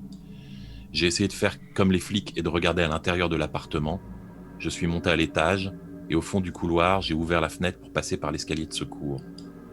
Les rideaux étaient tirés et tout était sombre, mais je jurerais d'avoir vu quelque chose bouger. Là, j'ai posé la main sur la rambarde et j'ai senti un truc poisseux. C'était le même liquide dégueulasse qui coule chez moi. Le rideau a soudain un peu bougé. J'ai paniqué, je suis rentré à toute vitesse. J'ai cru entendre quelque chose bouger dans le couloir derrière moi quand je suis repassé devant leur porte. Je me suis vite enfermé chez moi et j'ai éteint la lumière. Quelques secondes plus tard, il y avait quelqu'un devant ma porte. Je voyais des ombres bouger dans la lumière qui filtrait par en dessous. Mais il n'y avait aucun bruit de pas, ni de respiration, ni quoi que ce soit. Et l'odeur, mon Dieu. J'en avais les yeux qui pleuraient et des hauts le cœur. Finalement, les ombres sont parties, sans un bruit, comme elles étaient venues. Je suis resté comme ça pendant bien 20 minutes. Je n'osais même pas détourner les yeux. Et c'est là que je l'ai entendu. Un petit grincement qui venait de l'escalier de secours. J'ai eu l'impression qu'on me versait un seau de glace sur le cou. Je me suis retourné, très lentement, et il y avait quelque chose à la fenêtre qui me regardait. Je dis quelque chose parce que ça n'avait pas vraiment de forme. J'ai eu cette image absurde en tête de quelqu'un enveloppé dans un sac de couchage, vous voyez, comme quand on est gamin en camping et qu'on sautille pour pas avoir à quitter son sac. On appelait ça faire le vert quand j'étais petit. Mais ce truc bougeait bizarrement, ça se tordait lentement comme un oiseau qui bouge la tête pour essayer d'avoir le meilleur angle de vue, mais au ralenti. Et ça paraissait capable de prendre des positions qu'un humain n'aurait pas pu prendre. Un moment, la tête, faute d'un meilleur mot, a heurté la vitre et ça a fait un son poisseux, comme une éponge pleine de liquide. J'ai essayé de prendre une photo avec mon téléphone, mais on ne voit pas grand-chose. J'ai appuyé un peu au hasard et j'ai regardé une seconde mon écran pour vérifier. Quand j'ai relevé les yeux, il n'y avait plus rien, juste une trace ronde sur la vitre. Je me suis précipité aux toilettes pour vomir. Je n'ai pas dormi de la nuit. Ce matin, j'ai surmonté ma terreur pour remonter à l'étage. Je voulais prévenir Madame F, mais personne n'a répondu quand j'ai frappé. J'y suis retourné en début et en fin d'après-midi. Toujours pas de réponse. Elle ne sort jamais. En 5 ans, elle n'est jamais partie plus d'1 heure de chez elle, pour des visites chez le médecin ou pour faire ses courses. Là, j'ose pas remonter. Il commence à faire sombre dehors. Voici la première photo. 7 novembre 2017, 5h23. Ils sont revenus devant ma porte et devant la fenêtre cette nuit. Je les entendais, mais je suis resté enfermé à la salle de bain dans le noir. J'ai essayé de filmer, mais je n'ai pas réussi. J'ai rappelé la police en pleurant, mais ils ne sont pas venus. Je suis épuisé, mais je dois prévenir Madame F. Je partirai en fin de matinée. 10 novembre, malgré leurs menaces répétées, les modérateurs n'ont pas encore fermé la discussion. Pendant la nuit du 9 au 10, Sleepy Jack 51 poste une dizaine de messages, tous effacés immédiatement après. Les internautes, les ayant vus avant qu'ils ne soient supprimés, parlent de phrases incohérentes, avec pour thème Madame F, les bruits, les voix et de violentes migraines. 19 novembre 2017. Il neige. 20 novembre 2017, après un afflux de plusieurs pages de messages inquiets, amusés ou agacés. Bien sûr que ça pue toujours. Je voulais vous en parler, mais c'est compliqué. Il faut que l'escalier de Madame F à sa porte. Mais je ne veux pas leur ouvrir. Je vais essayer de dormir un peu. 22 novembre 2017. Les modérateurs ont fermé la discussion. La décision agace et suscite beaucoup de débats qui s'échauffent. Le sujet est alors carrément supprimé le 27 novembre. Quelques semaines plus tard, tous les autres messages de Sleepy Jack 51 sur d'autres conversations ont été effacés et l'utilisateur n'existe plus.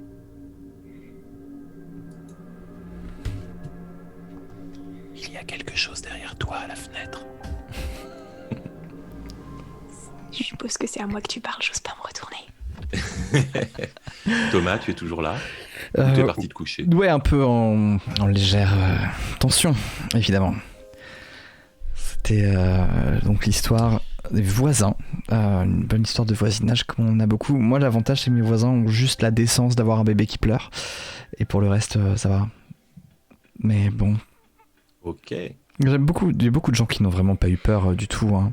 Mathilde n'a pas eu peur. Qu'est-ce que j'ai vu d'autre Mais c'est parce qu'elle a un chat, ouais. Donc elle s'en fout. Mouchkita n'a pas eu peur non plus. Omusd n'a pas eu peur non plus. Omu SD n'a pas eu peur non plus. La Narve des Bois n'a pas eu peur non plus. Frisienne non plus. Beaucoup de gens qui n'ont pas eu peur.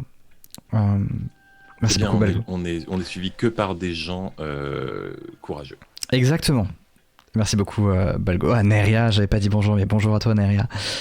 Pas eu peur. Alors que Raymond n'a moi, pas eu- j'avais lu l'histoire et j'ai eu des frissons quand même. Ouais.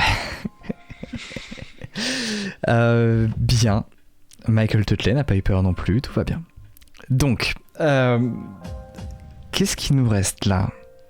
Les 23 Il heures. nous reste Thomas, soit toi tu m'avais dit que tu avais encore peut-être une histoire, donc si tu veux la faire, c'est le moment. Oh, Et elle est- sinon, on peut passer au debunk. Ouais, je propose qu'on passe au debunk, comme ça je la garderai sous le On la coude garde pour au une chaud pour la prochaine. prochaine fois. Absolument. Parce que tu es paresseux et que tu veux ne pas avoir à travailler autant la prochaine fois. Exactement, tout à fait. Tu as lu clair Alors, dans mon jeu.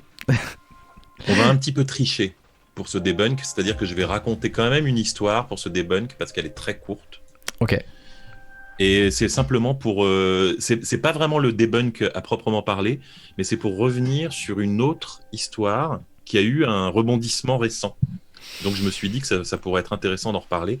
Alors là, ça va s'adresser surtout aux habitués des toutes premières heures, ceux qui suivaient pendant la nuit originale et qui nous avaient écouté, Patrick Beau et moi, raconter l'histoire de l'incident du col de Dyatlov.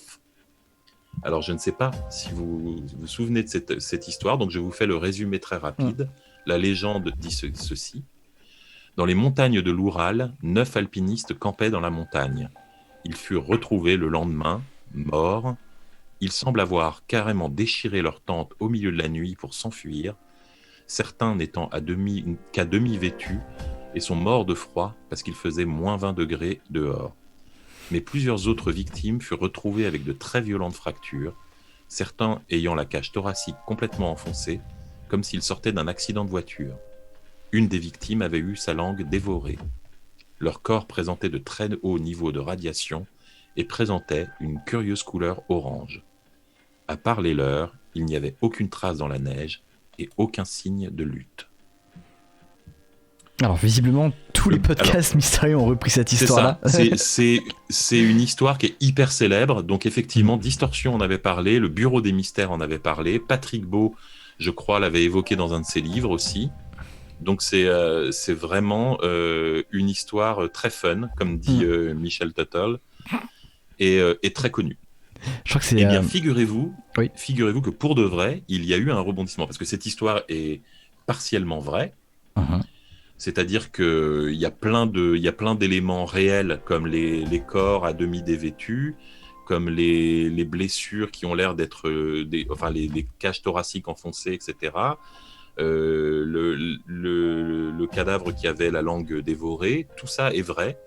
Certains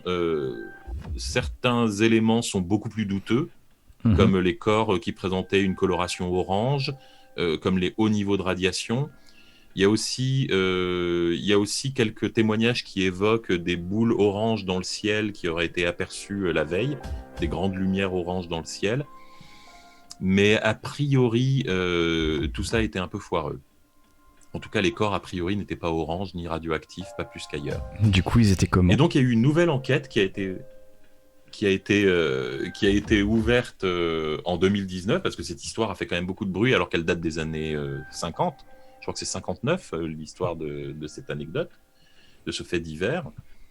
Et très récemment, il y a eu une nouvelle enquête qui, elle aussi, est controversée, parce que les gens, quand ils ont un bon complot, ils se tiennent au bon complot.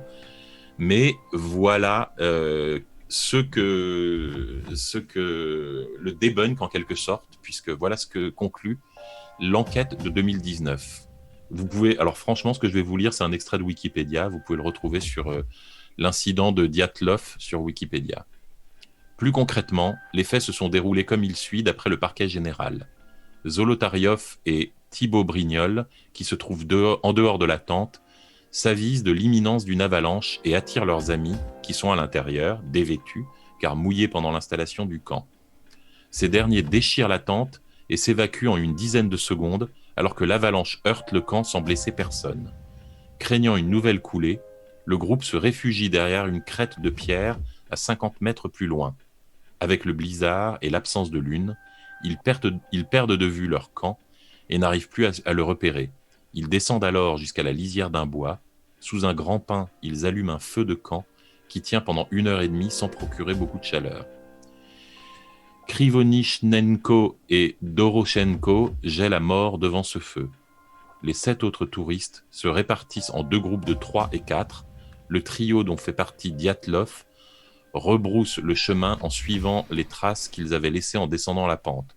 En raison d'une chute de température et d'un vent très fort, Dyatlov, Slobodin et Kolmogorova peinent à progresser et meurent de froid. Les 4 dernières victimes, avec à leur tête Zolotaryov, décident de creuser dans la vallée d'un ruisseau un abri jonché de branches d'arbres, ce qui provoque une nouvelle avalanche qui les bouscule dans un ravin et les ensevelit sous une couche de 2 à 4 mètres de hauteur. Donc voilà, ça serait une succession de mauvaises fortunes. Ils auraient été pris dans une avalanche à laquelle ils auraient échappé par miracle, mais quand on survit à une avalanche et qu'on se retrouve dehors en slip par -20, on n'a pas encore fait tout le boulot. Et donc, apparemment, ils n'auraient pas pu survivre sans leur tente et sans leur matériel.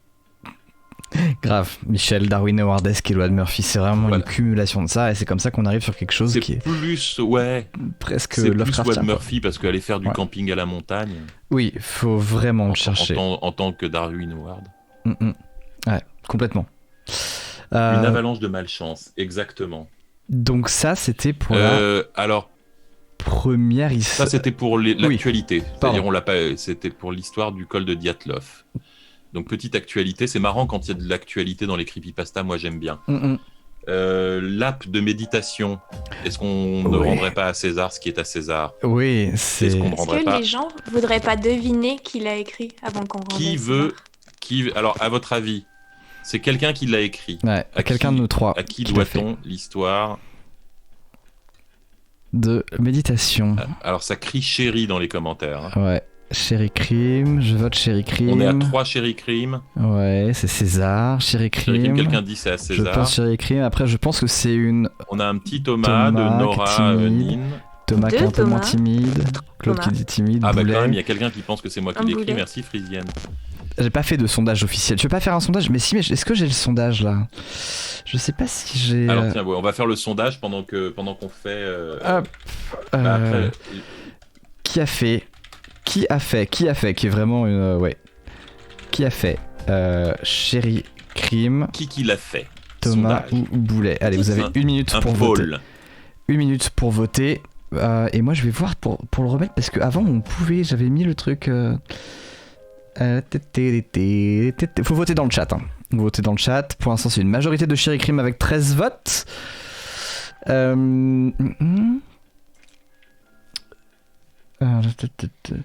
il faut savoir que nous sommes tous les 3 adeptes d'applications de méditation.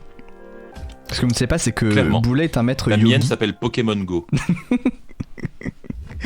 Moi en ce moment je médite avec Pokémon Trading Card Online, le jeu de cartes en ligne sur internet. C'est pour ça que ma productivité a chuté. Ma productivité est horrible. J'ai 3 semaines de vacances. J'avais prévu faire plein de lives aujourd'hui et finalement je suis juste crevé et j'ai tout décalé au mois prochain. Donc allez, le premier samedi du mois. Voter. De quoi? Plus que 10 secondes pour voter, Ouais. donc maintenant plus que 5. Ouais. Mon appli à moi, c'est Minecraft. Pas très Ouais, moi, ce serait efficace plus non plus en Minecraft, termes de ouais. productivité.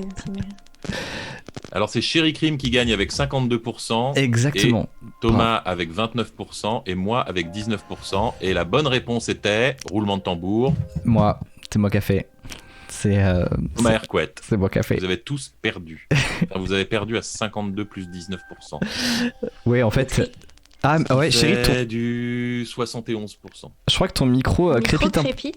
Je crois que ton micro crépite. Je sais pas si tu peux le Le mien ou débrancher. celui de Chéri Crime? Non, moi apparemment, mais j'ai rien Ah oui. touché. Qu'est-ce que je peux faire? Est-ce que tu peux le Ah, débrancher j'ai et pas. rebrancher pour voir? Le micro, Ouais, hein, ça pas risque pas de le désinstaller ou je sais pas quoi? Je pense pas, non. Moi je veux bien. Hein. Est-ce que tu veux que je le coupe sur Zoom? À la ou tu veux limite, que ouais, je coupe et débranche remets, le- puis on va voir. Après, oui, non, j'ai installé une application de méditation et en fait, non, c'est très agréable, mais en fait, toutes les applications qui demandent comme Duolingo, quoi, qui demandent vraiment d'être ultra assidu jour après jour.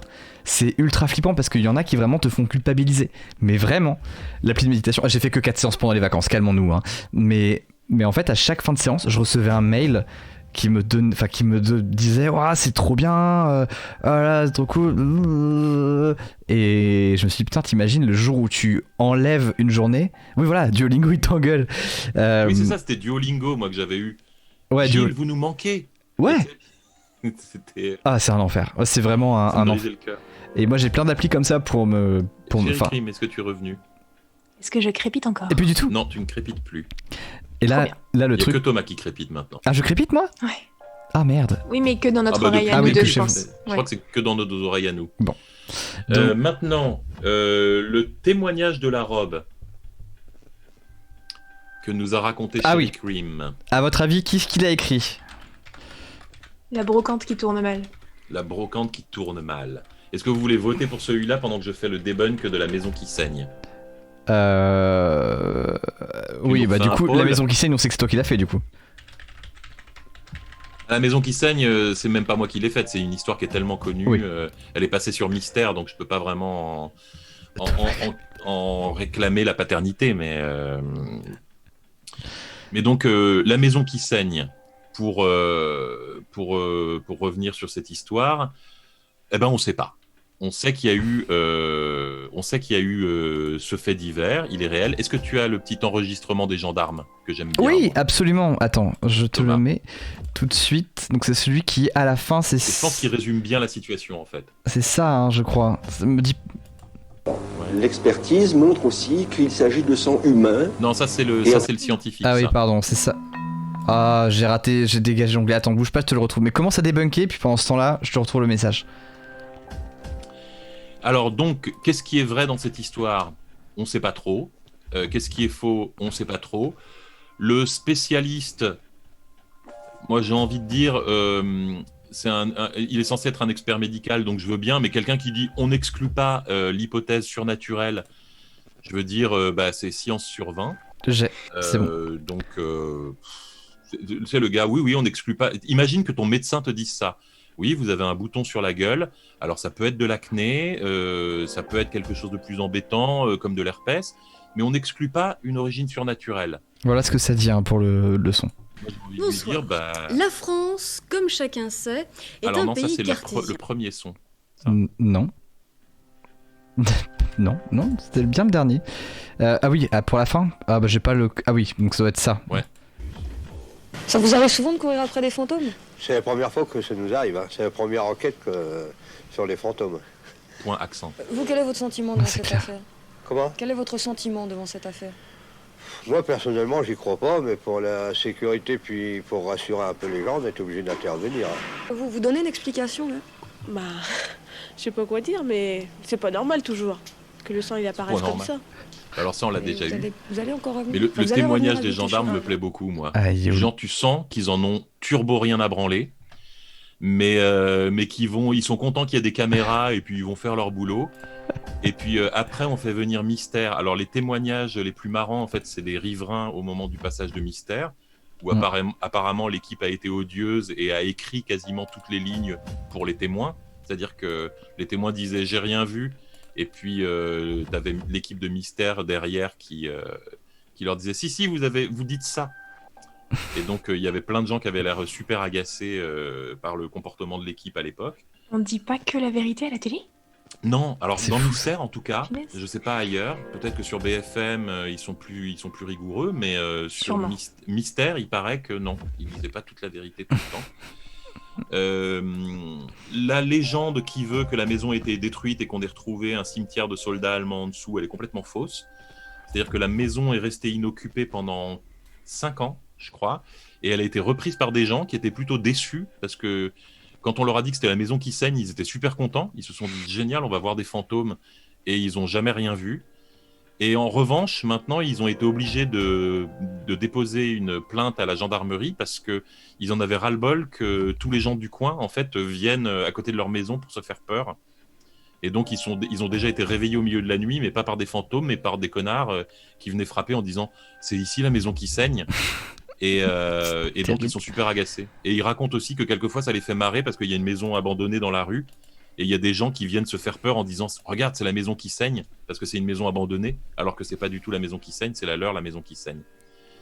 Donc, en gros, on peut dire fait divers douteux, parce que basé sur quasiment un seul témoignage, ceux de la jeune femme à l'époque. Elle a été réinterviewée au début des années 2010. Elle maintient sa version. Elle dit qu'elle n'a rien inventé et que ça a plutôt gâché sa vie. Donc, moi, je ne tirerai pas de conclusion sur un simple témoignage, mais c'est quand même... voilà. Il y a une seule personne qui a vu des trucs, en gros. En vrai... Les autres se sont un peu monté le bourrichon. En vrai, moi j'ai eu une histoire de maison abandonnée que j'ai pas racontée parce que je pense qu'elle mérite pas une histoire, mais c'est anecdotique et c'est patrimoine. Mais dans mon bled qui s'appelle L'Orbal, dans le 22, nous représentons, il y avait une maison qui était aujourd'hui occupée par un cabinet dentaire, je crois, qui était dans une petite ruelle, il fallait prendre un petit chemin pour y accéder. Et qui était entre deux magasins, quoi, vraiment. Et donc tu marches, tu rentres, la maison était ouverte sur genre 3-4 étages. Le papier peint était vieux, violet avec plein de motifs. C'était une cage d'escalier énorme, on pouvait pas rentrer dans les apparts évidemment, mais elle avait l'air vraiment abandonnée, ça faisait vraiment maison abandonnée, et surtout sur un mur au dernier étage, il y avait une sorte de petit filet ça devait être de la sève, parce que si c'est pas de la sève, c'était du sperme, donc on va dire que c'était de la sève, de sève qui coulait sur le mur, et c'était ultra glaçant, quoi. Et je pense que cet immeuble a été rénové depuis parce qu'on peut plus y rentrer. Mais Michael, je t'emmènerai de toute façon. On se verra, on ira boire un coup là-bas, je t'emmènerai. Et je suis pas retourné encore, mais je sais que c'était mon attraction préférée il y a 10 ans. Et je me renseignerai auprès de la mairie puisque je connais un petit peu le maire du coin. Mais je crois que cette maison a été rénovée. Mais cette histoire de maison abandonnée qui est à la fois très banale et il y a pile le petit truc pour te faire froid dans le dos, c'était parfait, quoi. La maison qui éjacule 10 ballots tubaires. L'horreur. Oui, pourquoi toujours du sang? Pourquoi c'est jamais des larmes ou de la bave? Mais tu sais, c'est toujours le sang. Et c'est exactement ce qu'on disait. Du sang humain, a priori, qui a été analysé une fois. Alors, a priori, c'était... Vas-y, je t'en prie, pardon.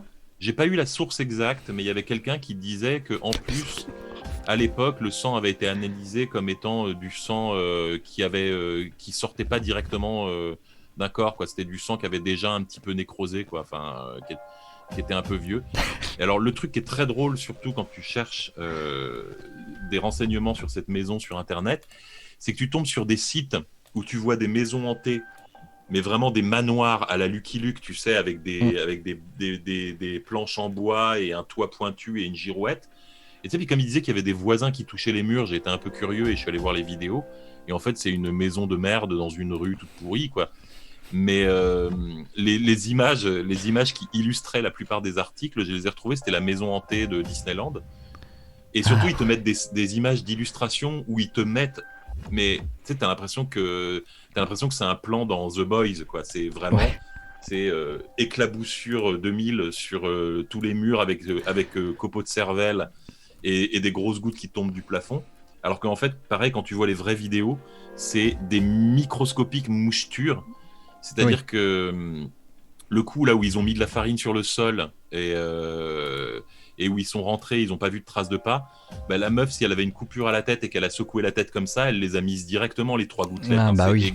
Tu vois, c'est vraiment... Ça a été fait vraiment... L'enquête a été faite tellement avec le cul et avec zéro motivation par 2 gendarmes moustachus qui comprenaient rien à ce qui se passait. Et il y a un seul témoignage, donc je pense qu'on peut mettre ça dans la grosse valise des enquêtes bâclées à mort et dont on peut absolument rien tirer. Et puis alors le médium, ils ont invité un couillon qui a dit ça vient de la cave et ils ont creusé, ils ont rien trouvé. Puis on se demande pourquoi où ils trouvent les médiums. À chaque fois, ils invitent un médium. Et t'es là, mais c'est censé rendre l'histoire plus crédible. On a invité un médium, il a senti quelque chose. Et ça l'est jamais. Il chope Didier Raoult chaque fois. Donc, on a invité un astrologue, il nous a dit que la maison était Capricorne. Je veux dire, à quoi ça rime, quoi. On sait que les médiums, ça sert à rien, quoi. Je veux dire, s'il y a encore un médium en activité déjà en 2020, je pense qu'il faut l'arrêter. Parce que si ce connard de médium, il vous a pas dit en 2019 que vous allez passer l'année 2020 enfermé chez vous, c'est un charlatan. C'est clair. Donc, je pense que maintenant, on peut arrêter avec les médiums et les voyants. Non, complètement. Donc, à moins qu'ils aient pris des actions... Voilà, pour moi, la question, elle est vite répondue. À moins qu'on observe vraiment le nom des gens qui ont fondé des entreprises pour refourguer des masques et qu'on recoupe ça avec les médiums pour voir s'il n'y a pas de petite connivence. Exactement. Tu vois, le nombre de médiums qui se sont mis sur YouTube, je me dis, ceux-là, ils ont... dans les masques. Exactement.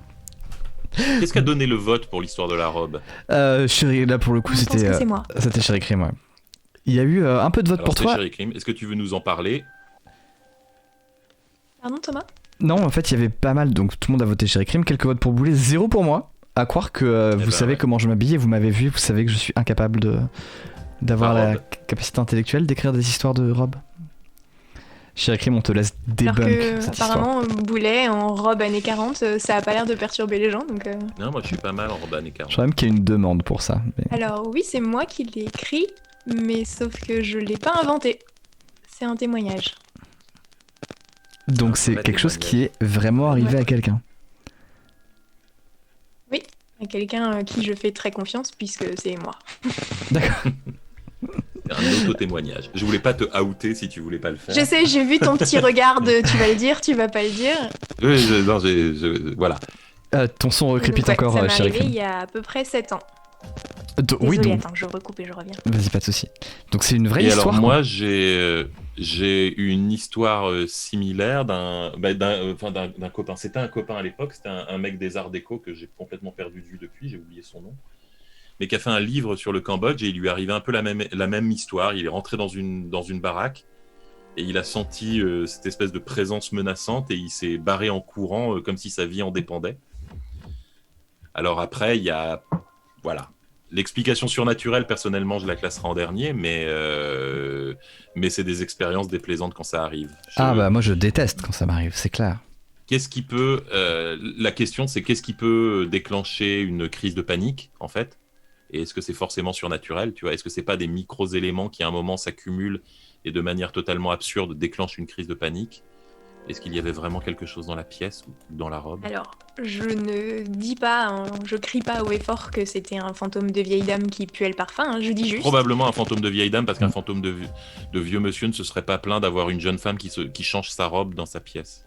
Peut-être. En tout cas, elle avait l'air vraiment pas contente. Alors, Donc ça, je dis pas que c'est une sorte de fantôme, hein, parce que ça regrésille je encore, mais... n'écarte pas ça, mais vraiment, j'ai pas de certitude. La théorie de Boulet, quand on en a parlé tout à l'heure, qui disait appelle l'amie de ta mère, elle a peut-être une fuite de gaz chez elle. Peut-être. Mm. Alors après, c'est un peu vieux, donc j'ai pas eu d'écho de ça derrière, mais... Ouais, moi, le combo odeur bizarre et crise de panique, j'aurais directement dit, il faut peut-être vérifier les tuyaux, quoi. Ça peut jouer. Voilà, Mais- tout ce mais que je bon. sais, c'est que ça m'a foutu une trouille monstre et que toutes ces années après, quand je descends la rue de la Gare, je change de trottoir parce que ça m'en refile des frissons, quoi. Ouais, tu Sans m'étonnes. donner le nom de ta ville, c'est dans une rue de ta ville. Ouais, non, pas de ma ville où je vis, de la ville où laquelle j'ai grandi. D'accord. Si ça avait été à Paris, moi je disais on y va, quoi. Et puis on va frapper Et à en la banlieue parisienne, c'est très très près. C'est à 20 prochaine minutes fois de que- Châtelet.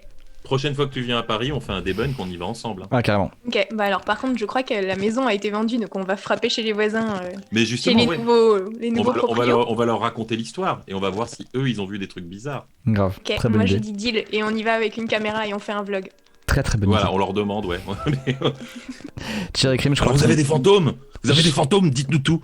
C'est en Que ça image. pue le parfum. Est-ce qu'on peut mettre en mode nuit? J'aime bien quand c'est filmé en vert pour les histoires de fantômes. Bon, ton micro Euh, te grésille toujours un petit peu, mais... Du Ouais, coup- il sature par intermittence ton micro, j'ai Je l'impression. suis désolée, j'arrête pas de le couper et de le remettre, ça Ouais. crépite encore. Ouais, Ouais, c'est je pas- sais pas je ce sais qui s'est pas, passé, ça vient parce que peut-être tout à de l'heure, Zoom, ça hein. faisait pas ça. Ça fonctionnait bien, Bon, en même temps, c'est mieux que ça le fasse maintenant que pendant les histoires. Ouais, c'est clair. clairement. On a zappé. Ok, qu'est-ce qu'il nous reste à passer L'organisme 46B. Ouais, l'Antarctique, tout à Alors, fait. l'organisme 46B,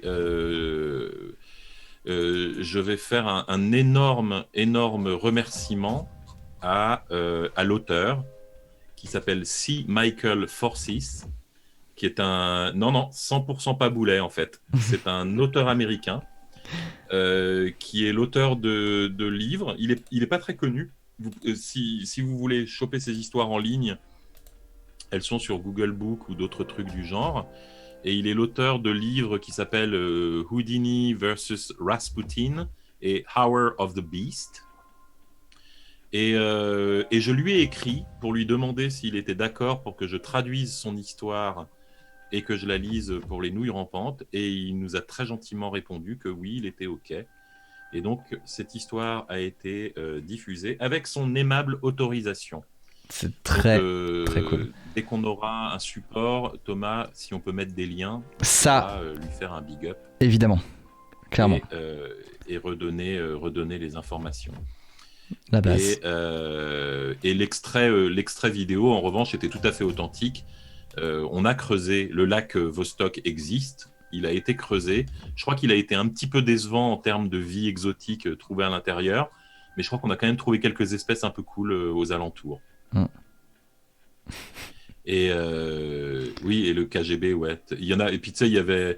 Mais en fait, j'ai un peu twisté la traduction parce qu'il y avait clairement des passages qui étaient un peu trop cartoon et qui faisaient. Ouais, d'accord, là c'est fake.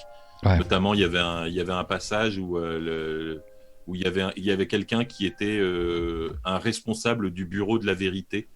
Et tu sais, j'ai googlé ça au cas où parce qu'on sait jamais avec les Russes, mais non. Le bureau de la vérité n'existe pas. Et voilà, très chouette histoire de Michael Forsis. Elle était top. La patiente aveugle, qui veut voter? Ah oui, bah oui, parce qu'on n'a pas dit qu'il a écrit, exact. Je grésille encore. La patiente aveugle. Ouais, tu grésilles encore. Oh, poisse. Bon, je me coupe et je vais débrancher mon micro pour de vrai. Ça roule. Pendant ce temps, on va lancer le vote. Ah. Qui a fait Qui a fait Alors, qui a fait? Est-ce que c'est Chéri Crime? Est-ce que c'est Boulet? Ou est-ce que c'est moi? On parle de la patiente, de la vieille dame à l'hôpital aux yeux vides qui regardait la pauvre infirmière. Qui était vraiment flippante. Hein. Pour le coup, les hôpitaux, personne n'aime ça. Mais alors vraiment... En plus, le moindre petit phénomène peut directement prendre des proportions folles et tu peux te retrouver avec des... Enfin, si t'as une imagination... C'est que quand t'as dit cette histoire est vraiment flippante, il y a plus de gens qui ont voté pour toi.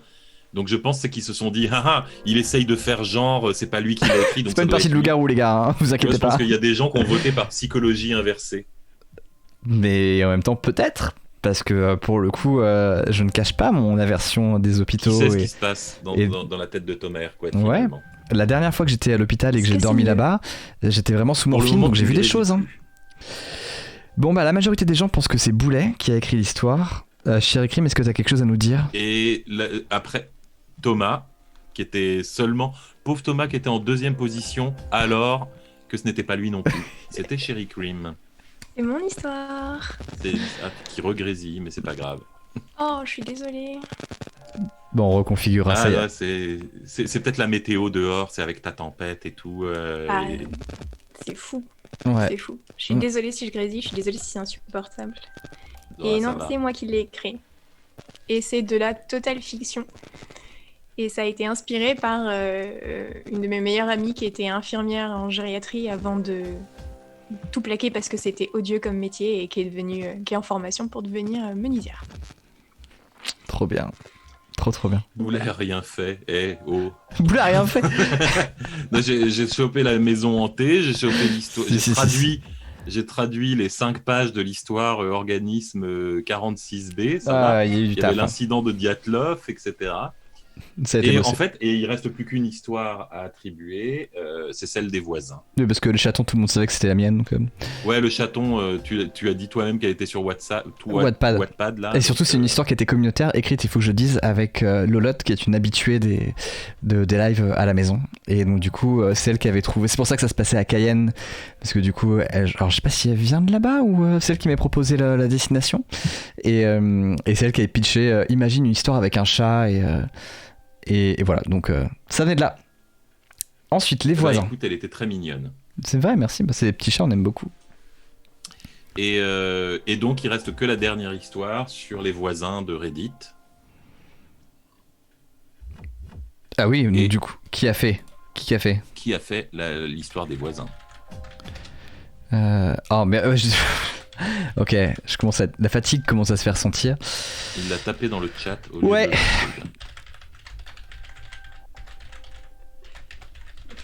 Hop, vous avez 1 minute pour voter à partir de maintenant. Donc vous votez. Boulet, et donc, Chéric. voilà. Et la prochaine fois, je pense qu'on aura beaucoup plus d'histoires en fait, puisque là on a été un petit peu, on a eu des fâcheux contretemps en dernière minute. Ouais. Alors il y a eu deux choses. Déjà, merci pour les messages. Faut dormir la nuit. Ah là non, bah oui, j'entends. Je ferai ça, là, je ferai mieux la prochaine fois. En plus, j'ai vraiment aucune excuse. J'ai tellement bien dormi cette nuit. Mais pour le coup, là, on est en petit comité. On est tous les trois. Mais le mois prochain, on sera plus avec d'autres personnes. Le but, c'est qu'on invite des gens tous les mois. Les Nouilles Rampantes reviennent en live tous les premiers samedis du mois. L'avantage, c'est que j'ai pas 40 tranches d'autres émissions à ripper avant de mettre celle-là en replay. Donc il va y avoir une chaîne YouTube dédiée et un podcast dédié dès que Apple l'a pris. Vous retrouverez donc sur le podcast de Nouilles Rampantes celui qu'on a fait le mois dernier, celui qu'on a fait là. Il devait être prêt pour maintenant, mais il est toujours pas validé sur iTunes, donc je ne sais pas ce qu'il attend. Mais en gros, voilà, ça va arriver. Et puis, ce sera le truc, c'est peut-être que ce sera l'occasion aussi pour nous d'expérimenter des petites choses à droite à gauche. Si Feldup veut texter des trucs, si on a envie d'expérimenter des histoires un peu à l'arrache, comme ça, ou si on veut faire des petits bouts d'histoire qui font peur ou des petites, voilà, ça peut être sympa. Donc, ça sera sur YouTube, sur une chaîne dédiée, et en podcast sur une chaîne dédiée. Voilà. Là, vous aviez, pour le coup, c'était assez évident. Effectivement, c'était moi pour l'histoire des voisins. Alors, je m'étais amusé sur les photos, mais j'avoue que les sons, vous avez grillé à 2000 km qu'ils étaient hyper fake. Et il faut vraiment que je demande à Thomas de me faire des sons quand j'ai des sons à faire, parce que là, c'était du Audacity 3000 tout pourri. Bonsoir Build-Up. Et c'était pas la meilleure idée. Absolument, ouais. J'étais en train de parler dans le vide. Et du coup, ma question, c'était quoi les photos du coup? Comment t'as fait? Les photos, donc on voyait... Tu peux les remettre là, Thomas, les photos? Ouais, absolument. Il y avait... Alors c'était très simple, en fait, il y avait 2 lampadaires derrière, donc. Et moi, j'ai juste dessiné à la main la forme. Et ensuite, j'ai mis des gros flous de porcasse pour que ça ait l'air plus réel, en quelque sorte. Donc voilà, c'était du gros bricolage Photoshop. Une bonne là pour toutes les histoires. Et moi, je voulais pas en faire derrière parce que je voulais pas passer après. L'histoire des voisins, j'avoue que je me suis pas mal inspiré. Il y a souvent des gens qui ont essayé de faire un peu des threads comme ça sur Reddit en plusieurs fois. Ils essayent toujours de trouver... J'ai vu plusieurs creepypasta comme ça où les gens essayaient un petit peu de faire monter la sauce sur plusieurs jours, mais ils se font souvent... Ils se font souvent griller, mais je trouvais ça assez marrant l'idée de faire une sorte de journal comme ça. Ouais. Donc voilà. Ouais, c'était vachement bien comme histoire, c'est clair. Et je crois qu'on a fait le tour. Donc. Et Tiamat Senior, c'était flou directionnel, s'il te plaît. En mode 3e droite. C'est clair. Oui, complètement. C'est des histoires de voisins, c'est génial. Bref, en tout cas, pour nous, les Nouilles Rampantes, ça va être aussi un bon délire pour tester des histoires qu'on a envie d'écrire. Là, moi, je sais que je vais pas avoir le temps de faire beaucoup de clubs de minuit, par exemple, donc ça va être l'occasion de tester pas mal d'histoires au sein de ce truc-là. Et voilà, je suis content que ça... Est-ce que ça vous a plu? Mettez un emoji totalement aléatoire ou une emote totalement aléatoire si vous avez apprécié ces Nouilles Rampantes et que vous serez là. Moi, je mets des jolis cocos parce que j'ai... Mois prochain. C'était cool à faire. Après, moi, ça m'a vraiment pris...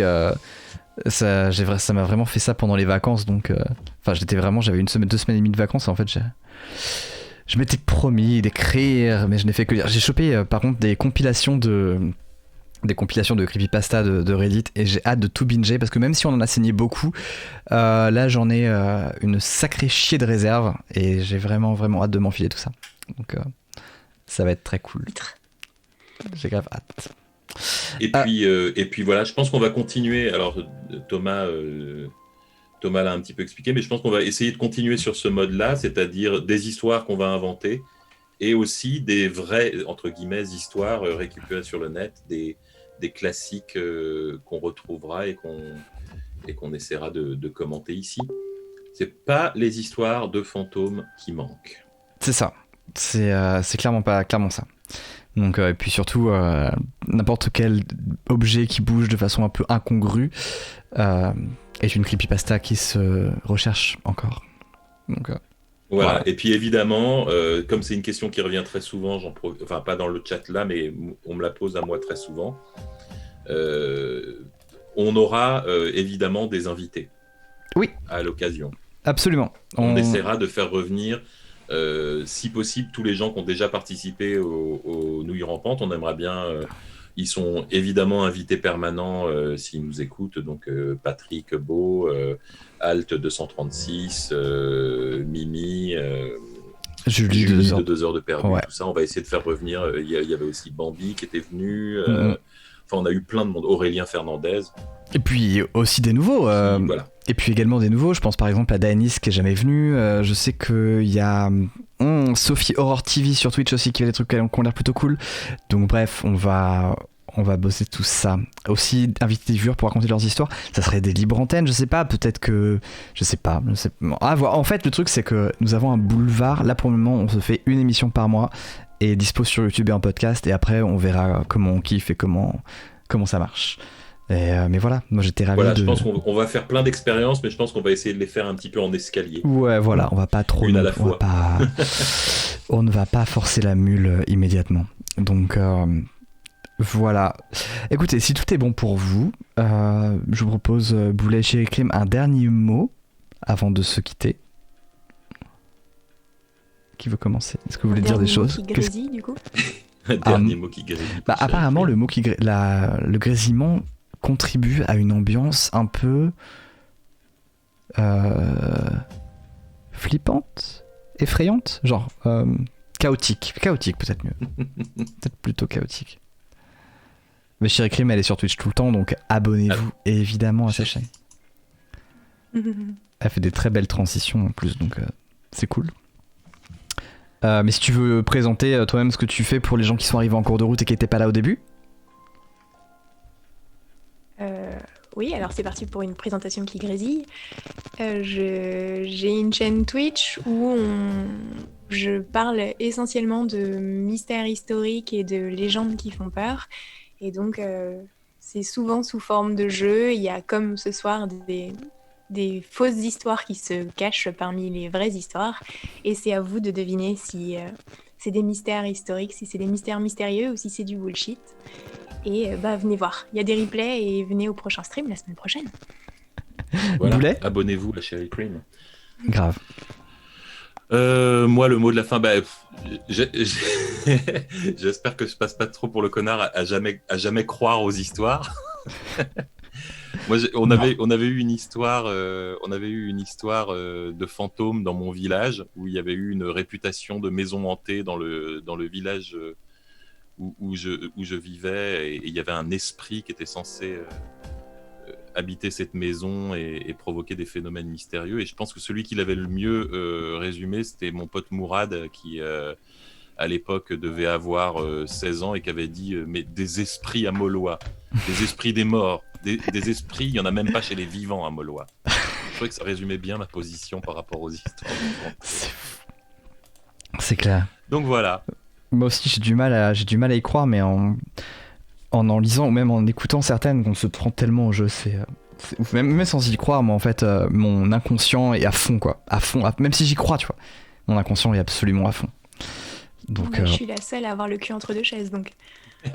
Et alors ne vous y trompez pas, en revanche j'adore ces histoires moi personnellement.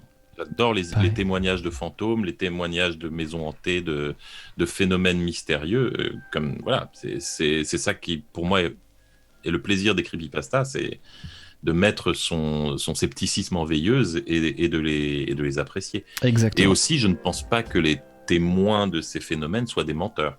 Non. Je pense que le témoignage peut être totalement authentique et totalement sincère, mais parler d'un phénomène qui a été mal interprété ou mal compris. Exactement. C'est-à-dire que le nombre de choses qui nous paraissent tellement vraies, de phénomènes surnaturels qui nous paraissent tellement réels, alors qu'en fait, il y a souvent une explication derrière, mais qu'on a mal perçue. Moi, je me rappelle d'une de mes plus grandes terreurs d'enfance, c'était quand je me promenais en forêt et que j'avais entendu un chant venir de nulle part, très très ample, très vaste, hein, comme si la forêt chantait juste 2 notes en boucle pendant que j'étais petit. Je devais avoir 3-4 ans et j'en ai fait des cauchemars de cette chose-là, de cette voix qui venait du fin fond de la forêt. J'avais jamais compris d'où est-ce que ça venait, et en fait ma mère dès le premier jour m'a dit mais non, mais c'est des gamins qui hurlaient et qui chantaient des trucs à la con au bout de la forêt. Alors elle emploie pas ce vocabulaire évidemment, mais ça n'a jamais soigné mon traumatisme. C'était fou, il a fallu que je grandisse un peu pour m'en dégager, mais j'avais toujours eu cette... je savais au fond de moi, je savais que c'était pas vrai, mais au fond de moi, en fait, je savais que c'était quelque chose d'extraordinaire, de surnaturel et de vraiment flippant qui était juste à côté de chez moi. Donc, Alors que pendant tout ce temps-là, il y avait grand-mère Feuillage qui essayait de communiquer avec toi et tu l'as complètement ignoré. Voilà. Et j'ai pas eu de Ça se mémo. trouve, tu serais devenu un elfe alors qu'il est. Ouais, mais je suis pas Ça se trouve, tu serais en train de courir nu dans Brocéliande. Et Bah, tu je fais ferais déjà ça. l'amour aux nymphes des bois. Oui, est-ce que... D'accord. Bon, ça je le fais... Pardon, no offense pour la nymphe des bois qui est dans le chat, mais ça je le fais... je fais déjà, évidemment. Bon, Et voilà. je vous propose... Et moi, à Noël, je retourne dans la maison hantée des grands-parents dont j'ai déjà parlé ici. Donc, Ah oui. Et avec la petite fille. voilà, j'irai refaire un tour dans les pièces hantées et je vous ferai des vidéos des poupées flippantes. J'essaierai de faire des petites vidéos des coins les plus flippants de cette maison et vous comprendrez pourquoi j'ai fait beaucoup de cauchemars quand j'étais gamin. Grave, avec grand plaisir. Bah pareil, ça pourra peut-être le coup de... Pardon, j'ai failli spoiler un truc, je vous le dis pas. Merci beaucoup à vous tous et à vous tous d'avoir suivi ce premier... Voilà, l'overlay est en train de se mettre en place, on est en train de créer ça. La prochaine édition des Nuits Rampantes, c'est le premier samedi du mois de novembre pour le live. Entre temps, il y aura la chaîne YouTube, le podcast, etc. Et nous, on se revoit mardi à 22h pour du Professeur Layton. Je vous aurais bien proposé d'en faire maintenant, mais je suis défoncé. Et par contre, une nouveauté qui va arriver sur la chaîne, c'était pas prévu, j'avais pas prévu de le faire, mais je pense que je vais peut-être streamer des jeux de cartes Pokémon parce que je suis tombé dedans il y a pas longtemps et j'ai vraiment adoré. Donc je vous tiendrai au courant. C'est dans la continuité, c'est même ambiance que les nouveaux Ah, enfants. c'est vraiment le même délire. Donc voilà. Et si je ne me plante pas, donc demain je suis en dédicace à Carré Sénard, à Furet du Nord, si vous êtes dans le coin, improbable, mais on sait jamais. Et sinon, si vous avez lu un bouquin qui s'appelle Comment j'ai tué mon ange gardien, le tome 2 commence lundi à 18h, vers 18h, 19h. Le premier chapitre sort lundi sur Wattpad, et après c'est un chapitre par jour pendant tout le mois d'octobre. Donc je vais crever pendant le mois d'octobre, mais ce sera un régal. Voilà. Merci beaucoup, Chéri Crime, merci beaucoup, Boulet. Et puis bah voilà, bon courage à vous. Bonne soirée, Thomas. Dormez bien. Cool. Bonne soirée tout le monde. Au Salut tout le revoir. monde. Au revoir.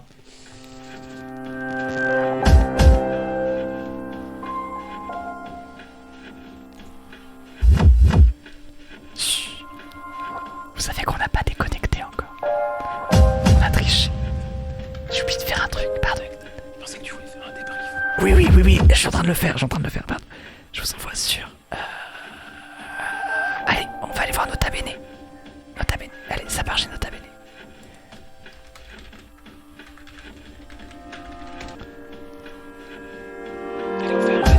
Oui, ça fait le raid, je fais